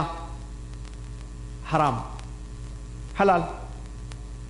جتنا پینا ہے پی لو، جو مستی کرنی ہے کر لو مرنے سے پہلے. آزاد. اللہ نے کسی کو مجبور نہیں رکھا. اللہ نے انسان کے سامنے دو راستے بیان کیے، ایک اچھا ایک برا، اور اس کو مختار بنایا ہے. اللہ نے انسان کو مختار بنایا. کیا مطلب مختار؟ چوائس اس کے ہاتھ میں ہے، نماز پڑھے یا سو جائے، پانی پیے یا شراب پیے، زنا کرے یا شادی کرے، حلال سے کمائے یا حرام سے کمائے، حرام دیکھے یا حلال دیکھے، حرام پیے یا حلال پیے، اچھی بات کرے یا گالی دے، سچ بولے یا جھوٹ بولے، ایمانداری کرے یا دھوکہ دے، اخلاص سے عمل کرے یا ریاکاری سے عمل کرے. اختیار ہے آپ کو، ہے نا اختیار. آپ جائیے جمعہ چھوڑ دیجیے، سو جائیے گھر میں. سو سکتے نہیں سو سکتے، یا گولی رکھیں گے آپ کو، جاؤ نماز کو. کچھ بھی مجبور نہیں ہے، مختار ہے بندہ، مطلب اختیار ہے اس کو. لیکن اتنا یاد رکھنا دونوں کے انجام بھی بتا دیے گئے ہیں. اللہ کی مہربانی ہم پر کتنی ہے. دیکھیے نماز پڑھو گے تو یہ ہوگا، چھوڑو گے تو یہ ہوگا، سچ بولو گے تو یہ ہوگا، جھوٹ بولو گے تو یہ ہوگا. کلیئر ویز اور ریزلٹس کلیئر ہے. کتنا پیارا دین ہے یہ اللہ تعالیٰ کا. دیکھیے اللہ کتنا مہربان ہے ہم پر. راستہ اور ٹھکانہ، یہ جنت کا راستہ چلو گے تو جنت میں جاؤ گے، یہ جہنم کا راستہ چلو گے تو جہنم میں جاؤ گے. یہ مکہ کا راستہ، مکہ جاؤ گے. طریق مکہ القدیم، جس روڈ سے آپ آئے ہیں یہ اولڈ مکہ روڈ ہے. یہ روڈ سیدھا جائیں تو مکہ پہنچاتی ہے. ایک نیو مکہ روڈ ہے جس پہ آپ جاتے ہیں نا کبری پر سے. کہاں جاتے ہیں؟ وہاں سے گاڑی لے کے سیدھا جائیں مکہ سٹی جائیں گے، مدینہ نہیں جائیں گے آپ. اب آپ کو مکہ جانا ہے، طریق مدینہ پکڑیے. آپ جائیے جائیے جائیے جائیے، 400 کلومیٹر کے بعد ایک شہر آئے گا مدینہ. جانا کہاں تھا؟ مکہ. اب اگر کوئی مکہ جانے والا مدینہ کی روڈ پکڑے اور اس کو کنفرم ہے، بورڈ پڑ رہا ہے مدینہ 412 کلومیٹرز ہے، وہ مدینہ جا رہا ہے، پیٹرول پمپ پہ پوچھتا ہے، لوگوں کو، پولیس کو پوچھتا ہے یہ روڈ مدینہ کی ہے؟ ہاں مدینہ کی ہے. ہاں مجھے مکہ جانا ہے، جا رہا ہے مدینہ. سارے لوگ بولیں گے پاگل. ارے بھائی مکہ جانا ہے تو مدینہ کیسا چلا گیا؟ یا تو یہ پاگل ہوگا، بھول تو نہیں گیا ہے. ہاں ایسے ہو سکتا ہے کہ آدمی کو روڈ نہیں معلوم، پوچھا بھی نہیں، غلطی سے مکہ کے بجائے مدینہ چلا گیا. ہو سکتا ہے، یہ پاسبلٹی ہے، ہو سکتا ہے. ایک آدمی کو سمندر کا راستہ نہیں معلوم ہے، کورنش جانا چاہتا ہے بیوی بچوں کو لے کر، اس کو راستہ نہیں معلوم ہے، تو ہو سکتا ہے وہ کہیں اور چلا جائے. لیکن جس کو راستہ معلوم ہے، تو راستہ معلوم علم حاصل کرنا ہے. جنت کا راستہ معلوم ہے، قرآن و حدیث میں موجود ہے، بس آپ تلاش کیجیے اس کو. جہنم کا راستہ ہے، اور بعض راستے معلوم ہے، جیسے جہنم گناہ کہاں لے کے جاتے ہیں؟ گناہ اگر توبہ نہ کی جائے، گناہ ہی کرتے رہیں، کہاں جائیں گے؟ سب کو معلوم۔ عجیب یہ دیکھیے، یہ ہم اپنی حالتوں پر غور کریں۔ مجھے اور آپ کو معلوم ہے کہ گناہوں سے فائدہ نہیں ہے، نقصان ہی نقصان، بلکہ علامہ ابن قیم رحمۃ اللہ علیہ نے فرمایا جسمانی نقصان، گناہوں سے بیماریاں آتی ہیں، معلوم ہے آپ کو؟ سگریٹ چیک کیجئے، سگریٹ سے کیا کیا بیماریاں، شراب، ماسٹربیشن، زنا، جھوٹ، اور جھوٹ کا نہیں معلوم شاید، نہیں جھوٹ تو زبان سے بولتے ہیں، اس سے کیا ہوتا ہے؟ اس سے بھی بیماری آتی ہے، ٹھیک ہے؟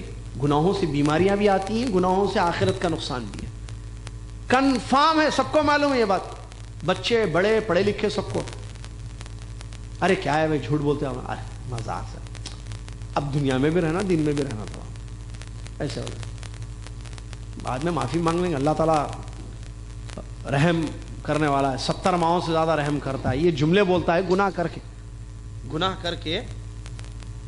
کر کے آدمی یہ جملے بولتا ہے، اللہ 70 ماہوں سے زیادہ رحم کرتا ہے، غلط، اللہ اس سے زیادہ رحم کرتا ہے، لیکن اللہ پکڑتا بھی بہت سخت ہے، وہ نہیں معلوم۔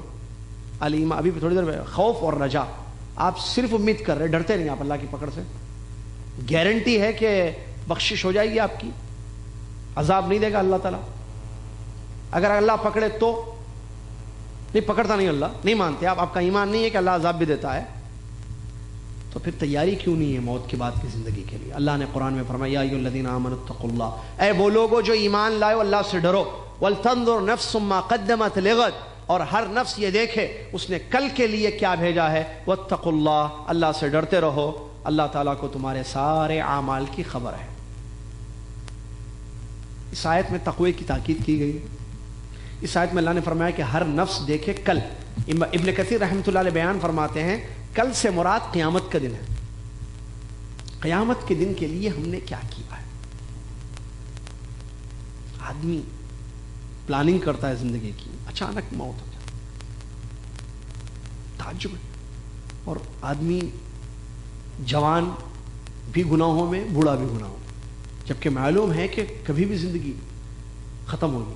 افسوس سمجھ میں نہیں آتا، آدمی بوڑھا ہو جائے تب بھی گناہ نہیں چھوڑتا ہے، وہ ایک امید ہے زندگی، اور 1-2 سال مستی کر لوں گا، اور 3-4 سال عیش کر لوں گا، استغفر اللہ، زندگی گزر رہی ہے گناہوں کی۔ کتنے لوگ گناہوں کی زندگی گزار رہے ہیں، گھر میں گناہ ہے، فلمیں گانے کون سے گھر میں نہیں ہے بتائیے مجھے، کیا یہ ڈش فلم گانے سیریلز، گانے، فلمیں برباد کر کے زندگی، معلوم ہے کہ یہ فلم گناہ ہے، گانے گناہ، یہ جہنم میں لے جائیں گے نہیں لے جائیں گے، اسی میں لگے ہوئے ہیں۔ ٹخنوں سے نیچے کپڑے پہننا، دیکھیے آپ اپنے پیٹوں کو، میں اپنے توپ کو دیکھ لوں، میرا توپ اوپر ہے یا نیچے؟ نیچے کیوں؟ گناہ ہے نا یہ، لیکن بس لائف گزارنی۔ کتنے لوگ داڑیاں نہیں رکھتے، کیوں؟ ارے نہیں، متوا بولیں گے سب، لوگوں کا ڈر ہے، اللہ کے پاس جانا کچھ بھی نہیں، داڑھی ٹخنوں سے نیچے کر، بے پردہ عورتیں دیکھیا، اور نافرمانیاں نوز باللہ، اس کے علاوہ کمپنیوں میں جاتے ہیں، جاب کرتے ہیں، جھوٹ، دھوکہ، کمپنی کو دھوکہ، پھر بھی ارے بیکار ہے سعودی عرب میں 30 سال سے نوٹ کما رہے، سعودی عرب بیکار ہے، کمپنی کو چونا لگا دی، دھوکے، گناہ، فجر کی نماز غائب، عصر کی نماز غائب، کل چھٹی ہے لوگوں کیا، کل چھٹی، رات میں فلمیں، جھوٹ، غیبتیں، چغل خوریاں، سارے گناہ کے کام جو جہنم میں لے جاتے ہیں، نعوذ باللہ من ذالک۔ کوئی تیاری نہیں ہے مرنے کے بعد، مرنے کے لیے جب بیمار ہو جاتا ہے تو پریشان ہو جاتا ہے، اللہ یاد آتا ہے بیماری میں، اور اللہ نے ان کافروں کی وعید بیان کی ہے قرآن میں، جو ایک کنڈیشن میں اللہ کی عبادت کرتے ہیں، ایک کنڈیشن میں نہیں کرتے ہیں، قرآن میں وعید ہے ان لوگوں کے لیے۔ آدمی بیمار ہو تو اللہ یاد آتا ہے، سبحان اللہ، استغفر اللہ، قرآن پڑھتا ہے۔ گھر میں ابا کی موت ہو جائے تو ٹوپی پہن کر بیٹا جو ہے قرآن پڑھتا ہے گھر میں، والد صاحب چلے گئے 3-4 دن تک جو ہے اثر رہتا ہے، ذرا نرم ہو جاتا ہے بالکل۔ دیکھیں آپ گھر میں میت ہو جائے، گھر میں والد والدہ ہوئے بھی، تو گھر میں سب ٹوپیاں بچوں میں، السلام علیکم، سب لوگ آتے ہیں، اذان ملتے ہیں، قرآن پڑھتا ہے، دعاؤں میں یاد رکھیے، والد صاحب چلے گئے۔ والد صاحب کیا لے کر گئے؟ آپ کیا لے کر جاؤ گے؟ عمر بن عبدالعزیز رحمۃ اللہ علیہ، بادشاہ گزرے اپنے دور کے، خلیفہ کہا گیا ان کو. مرنے کا وقت تھا ان کا. پوچھنے والوں نے پوچھا کہ ماشاءاللہ اللہ تعالیٰ نے بڑے 10 بچے تھے تقریباً شاید 10. آپ نے اپنے بچوں کے لیے کیا چھوڑا ہے؟ کہا تقوی اللہ. اللہ کا ڈر چھوڑ کر جا رہا ہوں میں اپنے بچوں کو اللہ کا ڈر چھوڑ کے جا رہا ہوں. کہتے ہیں اگر میرے بچے اللہ سے ڈرتے رہیں گے تو ان کا دنیا اور آخرت میں فائدہ ہے, اور جہاں ان لوگوں نے اللہ کا ڈر چھوڑا اور گناہوں کی زندگی گزاری, میرے بچوں کی زندگی اور آخرت برباد ہو جائے گی. ایک دوسرا بادشاہ تھا جس نے اپنے بچوں کو, اس کے بھی 10 بچے تھے, بہت دولت چھوڑی لیکن تقوی تربیت نہیں کی, تقوی پر دین نہیں دیا, مال دے کر چلا گیا, دولت کے انبار خزانے. ایک پیریڈ کے بعد, کچھ عرصے کے بعد, پتہ نہیں 20 سال کے بعد 30 سال کے بعد, جس والد نے اپنے بچوں کی تقوی پر تربیت کی تھی, ان کو دیکھا گیا کہ ایک ایک مجلس میں 1 لاکھ دینار اللہ کے راستے میں خرچ کر رہے ہیں. اتنی دولت اللہ نے ان کو عطا کی. اور وہ جو صرف دولت لے کر آئے تھے, جس باپ نے اپنے بچوں کو صرف دولت دی تھی, وہ راستوں میں لوگوں سے بھیک مانگتے ہوئے نظر آئے. 20 یا 30 سال کے بعد مال ختم ہو جاتا ہے, تقوی باقی رہتا ہے. تو آدمی مرنے سے پہلے یہ دیکھے کہ میں کیا کر رہا ہوں اور کیا کر کے جا رہا ہوں گھر والوں کے ساتھ. تیاری ضروری ہے. ایمان اور عمل صالح, ایمان الحمدللہ ہے, اپنے ایمان کو مضبوط کرنا, نیک عمل ہی جنت میں لے جائیں گے. ایک گناہ ہوگا ہمارے ساتھ لگا ہوا, جنت نہیں مل سکتی ہے جب تک کہ وہ گناہ سے ہم پاک نہ ہو جائیں. تو یہ بہت ضروری ہے اس پوائنٹ کو سمجھنا. موت کو ہم بھول گئے ہیں. قبرستان کی زیارت کا حکم اسلام نے دیا ہے, معلوم ہے آپ کو. نبی علیہ الصلوۃ والسلام نے فرمایا, ایسے زیارت کے مسئلے آئیں گے بعد میں انشاءاللہ, نبی علیہ الصلوۃ والسلام نے فرمایا کہ میں نے تمہیں قبرستان کی زیارت سے منع کیا تھا, اب جاؤ زیارت کرو. کیوں؟ کیونکہ قبرستان جاؤ گے موت یاد آئے گی, کیونکہ وہ چلا گیا مجھے بھی جانا ہے. کوئی ہمیشہ رہنے کے لیے نہیں آیا. موت سے پہلے تیاری کرنا ہے, مرتے وقت کچھ نہیں کر سکتے آپ. جان کنی کے عالم میں, نزاع کے عالم میں کلمہ بھی پڑھے, توبہ بھی کرے, قبول نہیں ہوتی. معلوم ہے آپ, یغرغر. عبداللہ بن عمر کی حدیث ہے کہ نبی علیہ الصلوۃ والسلام نے فرمایا اللہ تعالیٰ بندے کی توبہ قبول کرتا ہے غرغر سے پہلے. غرغر عربی ما لم یغرغر, جو نزاع کا عالم ہوتا ہے, جان کنی جس میں موت ہو جاتی ہے, آخری سٹیج وہ ہوتا ہے نا جس میں بات چیت بند ہوتی ہے, صرف سانس چلتی ہے. دیکھیے آنکھیں خالی دیکھ رہا ہے, پہچانتا ہے, بات چیت سب بند, سن, وہ لاسٹ سٹیج ختم, مرنے والا ہے آدمی, روح قبض ہونے والا, اس کو کہتے ہیں حالت نزاع. اس سے پہلے توبہ کر لے انسان. اچھا وہ کب آئے گی کسی کو نہیں معلوم. آپ دیکھتے نا ایکسیڈنٹ میں لاش پڑی ہوئی, ہاسپٹل میں آدمی مر گیا, ٹوائلٹ گیا تو اندر پیر پسلا, گر گیا, آؤٹ, خلاص فنش, مر گیا. کوئی نماز میں مرتا ہے, کوئی بیٹھے بیٹھے مر جاتا ہے, کوئی آفس میں مر جاتا ہے.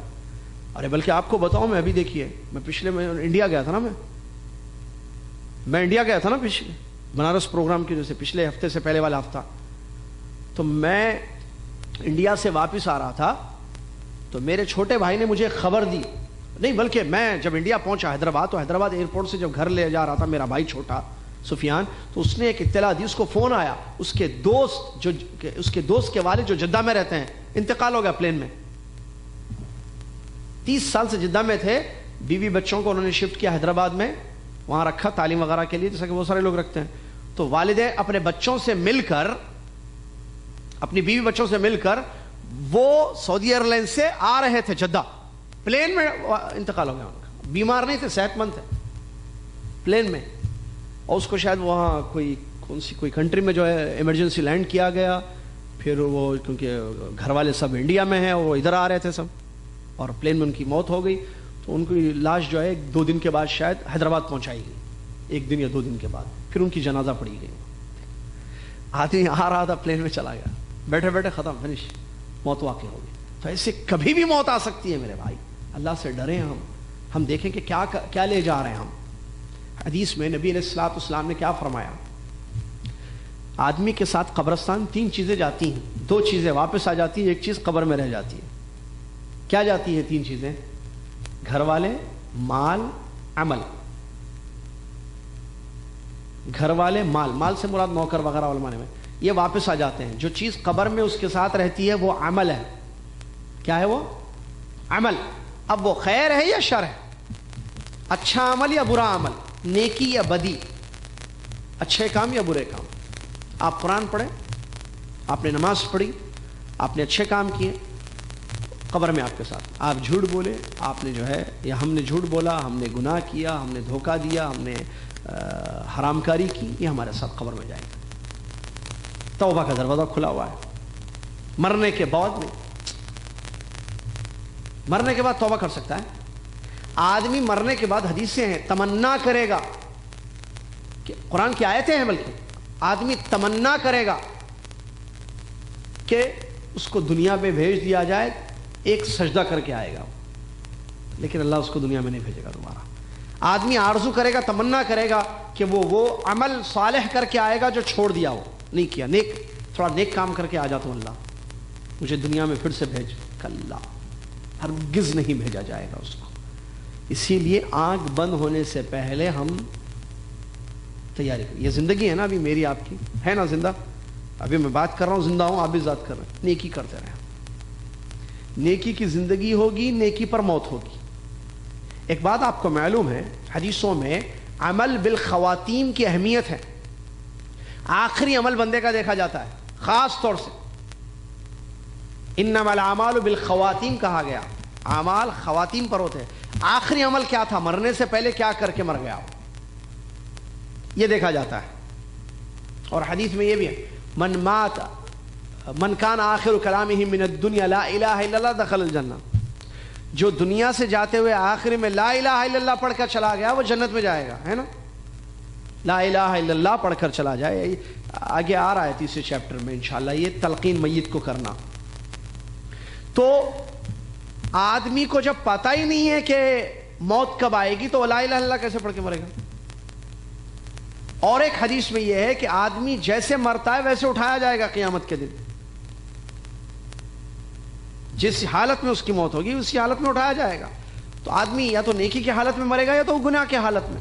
اچھا موت کب آئے گی نہیں معلوم ہے. تو اگر زندگی نیکی کی حالت میں ہوگی، نیکی صبح شام، فجر پڑھے، آفس گئے حلال کمانے کے لیے، پھر ظہر پڑھے وہاں، پھر عصر پڑھے، یعنی روٹین حلال ہے. بیوی کا حق ادا کر رہے ہیں، ماں باپ کو بھی پوچھتے ہیں، بچوں کا بھی حق ادا کر رہے ہیں، پڑوسی بھی. روٹین لائف اچھی ہوگی، یعنی لائف نیکیوں پر گزر رہی ہے. تو موت کبھی بھی آ جائے گی نیکی پر ہوگی. یا تو نماز کے بعد آئے گی، نماز سے پہلے آئے گی، نماز کے ارادے میں آئے گی، آپ درس میں جا رہے تھے موت آئے گی، بیوی کے لیے کچھ، بیوی کا حق ادا کر رہے تھے موت آئے گی، ماں باپ کے لیے پاس جا رہے. ایسی نیکی کا ارادہ ہوگا یا نیکی کر رہے ہوں گے اس وقت موت آئے گی، آپ خیر کی موت ہو جائے گی. لیکن اگر لائف گناہ پر گزرے، جیسے صبح فجر کے بعد اٹھنے کی عادت، فجر چھوڑ دینا، 7 بجے روزانہ الارم رکھنا گھڑی کا، روٹین لائف کی ہم نے بنائی، تو یہ تو بدماشی ہے. یہ تو استغفر اللہ، جان بوجھ کر 7 بجے، فجر 5:30 کو ہو رہی ہے، آپ جو ہے 7 بجے کا الارم رکھ کے اٹھ رہے ہیں، یہ تو جان بوجھ کر نماز چھوڑ رہا ہے. کفر کے فتوے علماء نے لگائے ہیں اس پر. پھر اٹھتا ہے تو جو ہے کلین شیف کرنا، سگریٹ پی کر گانا سنتے ہوئے جانا، اس کا وہ ہے، کیا ہے، اس کی عادت ہے، روٹین ہے اس کی. اللہ نہ کرے، اللہ محفوظ رکھے ہم سب کو، ایکسیڈنٹ ہو جائے گی، گانا سن رہا تھا، ہاتھ میں سگریٹ تھی یا جیب میں سگریٹ تھی، یا کمپنی کو دھوکہ دیتے ہوئے مر گیا. اسی حرام چیزوں سے بچنا بہت ضروری ہے. تو بولنے کا مطلب، کہنے کا مطلب یہ ہے کہ میں اور آپ اس بات کی فکر کریں کہ ہم کیا لے کر اللہ کے پاس جائیں گے، کیا لے کر اللہ کے پاس جائیں گے. بس یہ نیکیاں یا گناہ، اچھے کام یا برے کام، بس. اور کیا چیزیں اپنے گھر والوں کے لیے چھوڑ کر ہم جا رہے ہیں، اچھے کام یا برے کام. آدمی اللہ سے ڈرے اور موت سے پہلے تیاری کر لے. وَلْتَنْظُرْ نَفْسُ مَا قَدَّمَتْ لِغَدٍ. ہر نفس یہ دیکھے کہ اس نے قیامت کے لیے کیا کیا ہے اپنے لیے. اور کل قیامت کے دن ہمارے سامنے وہی چیزیں آئیں گی جو ہم نے کیا ہے. یا تو خوشی ہوگی یا تو پھر غم ہوگا. وہاں پر خوشی ہوگی تو بہت اچھی بات ہے، اور اگر غم ہوگا تو اس غم کا کوئی علاج نہیں ہے وہاں پر. ارے نہیں، نیکی کرنا تھا، نیکی ہے. آدمی سمجھتا ہے دنیا میں جو ہے جھوٹ بولتا ہے، دھوکے دیتا ہے، بڑا چالاک ہے، بڑا ہوشیار ہے، اور آخری ذہن میں ایسا گھما دیتا باس کو، لوگ بولتے ہیں ارے آخری ذہین آدمی ہے بھائی, گھما دیتا, باس کو سمجھ میں نہیں آتا, الو بنا دے. یہ بیوقوفی ہے. گناہ کرنے والا کبھی عقل مند نہیں ہوتا ہے. آپ کو معلوم ہے, اگر میں اگر ایک چاقو لوں, آپ دیکھیں اس انگلی کو کاٹو, عقل مند ہوں آپ بولیں انگلی کو میں ایسے زخمی کر دوں, ایسے کاٹتے رہوں, ایسے بلیڈنگ ہو رہی ہے انگلی سے, میں کاٹ رہا ہوں, پھر اس انگلی کو کاٹتا ہوں, ایک ہی جملہ بولا جائے گا, پاگل ہے یہ آدمی. گناہ کر رہا ہے, اس کو معلوم. گناہ کا نقصان کس کو ہوتا ہے؟ خود کو. خود کر رہا ہے گناہ, خود کر رہا ہے, معلوم ہے مرنا ہے, اللہ کے پاس کھڑے ہونا ہے, گناہ پہ گناہ, گناہ پہ گناہ, کوئی تیاری نہیں ہے موت کے بعد کی زندگی کے. اللہ ہم سب کو سمجھ دے, توفیق دے. گھروں میں بیوی بچیاں ہیں, گھروں میں بیوی بچے ہیں, ان کو کس کنڈیشن میں چھوڑ کے جا رہے ہیں, کیسے جائیں گے ہم؟ اللہ بچائے. بس یہ ایک ایسا موضوع ہے جو ڈرا دیتا ہے اللہ اکبر آدمی کو. آدمی خود بھی پابند رہے, اپنے گھر والوں کو پابند رکھے, ورنہ کل قیامت کے دن سخت پکڑ ہے. کیونکہ ہم سب ذمہ دار ہیں. کلکم راع وکلکم مسئول عن رعیتہ. اللہ نے فرمایا تم میں کا ہر شخص ذمہ دار ہے, اور ہر شخص اپنی ذمہ داری کے متعلق قیامت کے دن پوچھا جائے گا. بادشاہ ذمہ دار ہے, رعایا کے بارے میں وہ پوچھا جائے گا. مرد اپنے گھر والوں کا ذمہ دار ہے, گھر والوں کے بارے میں پوچھا جائے گا. عورت کے بارے میں رسول نے فرمایا کہ اپنے گھر شوہر کے مال اور اس کے گھر کی ذمہ دار ہے, اللہ تعالیٰ اس سے بھی اس کی ذمہ داری کے بارے میں پوچھے گا. نوکر کے بارے میں لمبی حدیث ہے یہ پوری. خادم اپنے سردار کے اپنے مال کا ذمہ دار ہے, اس ذمہ داری کے متعلق پوچھا جائے گا. یعنی آپ کسی کے پاس جاب کرتے ہیں کسی میں, تو جو کمپنی کی چیزیں ہیں, کمپنی کے, یہ امانت ہے آپ کے پاس, آپ نوکر ہیں وہاں پر, خدمت کرتے ہیں, جاب کرتے ہیں, امپلائی ہیں آپ. اللہ تعالیٰ پوچھے گا آپ کو اس کے بارے میں کہ آپ نے کیا کیا, حق ادا کیا یا نہیں ادا کیا, چوری کی, دھوکہ دیا, آنکھوں میں دھول جھونکا سب. تو کہنے کا مقصد یہ ہے کہ موت یقینی ہے, کب آئے گی یہ نہیں پتا, بول کر نہیں آئے گی, اچانک آنے والی یہ چیز ہے. تو ہم اپنی زندگی کو بہتر بنا لیں اور نیکیاں زیادہ کریں, توبہ کرتے ہوئے. توبہ کو روٹین بنا لیں اپنی, استغفار کو. کیوں؟ کیونکہ گناہ جانے انجانے ہو جاتے ہیں انسان سے, ہے نا. جیسا کہ حدیث میں ہر آدمی سے غلطیاں ہوتی ہیں, تو پھر اچھا کون ہے؟ پھر زیادہ توبہ کرنے والا. ہمارے نبی علیہ الصلوۃ والسلام روزانہ 70 مرتبہ اللہ سے استغفار کرتے تھے, تو ہم کیوں نہ کریں؟ تو روٹین استغفار کی بنائیں, صبح شام اللہم اغفر لنا, اللہ معاف کر یا رب, رب اغفر لی, رب اغفر لی, رب اغفر لی. چلتے پھرتے گاڑی میں, آفس میں, رب اغفر لی, رب اغفر لی, رب اغفر لی, استغفر اللہ, استغفر اللہ, استغفر اللہ, استغفر. کیا مطلب؟ اللہ میں معافی چاہتا ہوں, اللہ معافی چاہتا ہوں. پڑھتے صبح شام روٹین. اور نیکیاں کرنا, کیونکہ جب یہ روٹین استغفار کی ہوگی, ہم عادت بنا لیں گے, استغفار زبان پر ہوگی ہمیشہ, تو اللہ تعالیٰ ہر غم سے علاج دے گا. حدیث میں ہے من لزم الاستغفار, جس نے استغفار کو لازم کر لیا, ہمیشہ استغفار کرتا رہتا ہے, اللہ ہر مشکل سے اس کو نجات دے گا, ہر بیماری سے اس کو محفوظ رکھے, ہر نقصان دینے والی چیز سے اس کو بچائے گا. اور استغفار کا فائدہ کہ جب آپ معافی مانگ رہے ہیں اللہ سے, تو اللہ آپ کو معاف کر دے گا. آپ نے شرک کیا, آپ نے فلم دیکھا, آپ نے گناہ کیا, آپ نے مرڈر کیا, آپ نے حرام طریقے, کچھ بھی گناہ ماضی میں ہوئے, استغفار سے اللہ تعالیٰ اس کو معاف کر دے گا. ایک گناہ معاف ہو گئے. نیکیاں روٹین آپ نے بنائی, نماز فرض چیزیں ہیں, نیکیوں میں کیا ہے, زندگی کیسے گزارنا ہے وہ میں بتا رہا ہوں, تاکہ موت آ جائے تو ہم پریشان نہ ہوں. فرائض ہیں, واجبات ہیں, فرسٹ جس کی پوچھ ہے, 5 وقتہ نمازیں فرض ہیں, اللہ کی عبادت ہم پر فرض ہے. بیوی ہیں, بیوی کا حق ادا کرنا, بچے ہیں, بچوں کا حق ادا کرنا, ماں باپ ہیں زندگی میں, ماں باپ کا حق ادا کرنا, واجبات ہیں یہ. اسی طریقے سے میں نے جو ہے اور بھی بتاؤں میں آپ کو, واجب چیزوں میں آپ نے کہا کہ بھائی آپ آئیے 8 گھنٹے ہمارے پاس ڈیوٹی کیجئے, آپ کو 5000 ریال سیلری دیں گے, اور آپ کا کام کیا ہے, آفس میں بیٹھنا ہے, یہ کام آپ کے ہیں, ٹھیک ہے. 1 2 3 4 5 6 7 8 9 10 یہ 10 کام آپ کو کرنے ہیں, اور 10 کام کے بدلے ہماری کمپنی آپ کو 5000 سیلری دے گی, اور 8 گھنٹے آپ کو کام کرنا ہے. اب واجب ہے مجھ پر, کیونکہ میں نے اس کو ایکسیپٹ کیا, قبول کیا, سائن کیا, ایگریمنٹ آپ کے ساتھ ہو گیا. اب مجھ پر واجب ہے کہ میں 8 گھنٹے ڈیوٹی کروں, وہ 10 کام کروں جو 10 کام آپ اس سے لے رہے ہیں. اور آپ پر واجب یہ ہے یا کمپنی پر کہ وہ میرا 5000 سیلری مجھے مہینہ ختم ہوتے ہی دے دے. لیکن جہاں میں 8 گھنٹے کا, علماء دیکھیں 8 گھنٹے کی جگہ 7 گھنٹے ڈیوٹی کروں تو 1 گھنٹہ غائب, یا 10 کام آپ نے دیے 8 کام کرتا ہوں 2 کام نہیں کرتا ہوں, آپ کی آنکھوں میں دھول جھونکتا ہوں, یہ حرام ہے, قیامت کے دن پوچھو گی اس کو. ایسے بہت سارے آدمی بچ کر زندگی گزارے دنیا میں, اپنی زندگی کو بہتر بنائے. ہم سمجھتے ہیں نہیں نماز روزہ ہو گیا بس خلاص ہم نمازی ہے. نماز پڑھتا ہے دھوکہ دیتا ہے لوگوں کو. نماز برائیوں سے روکتی ہے, کہاں روک رہی ہے تمہاری نماز تمہیں؟ نماز پڑھتا ہے باہر آتا ہے جھوٹ بولتا ہے, مسجد میں جھوٹ بول دیتا ہے. یہ کیسے نمازی ہیں؟ صحابہ وہ سلف صالحین نماز پڑھتے تھے, اللہ سے ڈرتے تھے. ان کی زندگی دیکھیے, وہ جیسے مسجد میں اللہ کے حکم پر عمل کرتے تھے, مارکیٹ میں بھی اللہ کے حکم پر عمل کرتے تھے, بزنس کرتے تھے, حلال بزنس کرتے تھے. آج ہر چیز میں ملاوٹ ہے, دھوکہ ہے, جھوٹ ہے, بےمانی ہے, خیانتیں ہیں, نعوذ باللہ, گناہ پر گناہ زندگی ہے. خود بھی گناہ میں ملوث ہے پورا, اپنے بیوی بچوں کو بھی گناہ میں ملوث ہے. گھر کا ماحول کیا ہے دیکھیے ہمارے, کیا ہے؟ نہیں اب فلم بھی نہیں دیکھنا کیا, گانے بھی نہیں دیکھنا کیا, تھوڑا ٹائم پاس ہے. کیا ٹائم پاس ہے؟ استغفر اللہ, برباد کر رہے ٹائم اپنا. فلمیں گانے برباد کر دیے, برباد. بچیاں گھروں سے بھاگ رہی ہیں, ہندوؤں کے ساتھ بھاگی بچیاں اسی فلموں کی وجہ سے. شاہ رخ خان بھاگا تو وہ سمجھتی ہے یہ بھی بھاگا. نعوذ باللہ, نعوذ باللہ من ذالک. حرام راستے ان کو ہم دکھا رہے ہیں اور ہم سمجھتے ہیں جو ہے کچھ نہیں ہے. موت ہوگی, قیامت کے دن کھڑے ہوں گے اللہ کے سامنے, اللہ پوچھے گا ہم سے کیا بیوی بچوں کو چھوڑ کر آئے. بیوی بچے ہمارے گردن میں امانت ہے ہمارے, ان کی صحیح تربیت کرنا, ان کا حق ادا کرنا, بچوں کی تربیت صحیح کرنا, بچوں کو دینی ماحول میں رکھنا, بچوں کو دینی راستہ بتانا, ان کو نماز پڑھوانا, پردہ کروانا, حلال و حرام کی تمیز بتانا, اللہ کا دین سکھانا, یہ ماں باپ پر واجب ہے.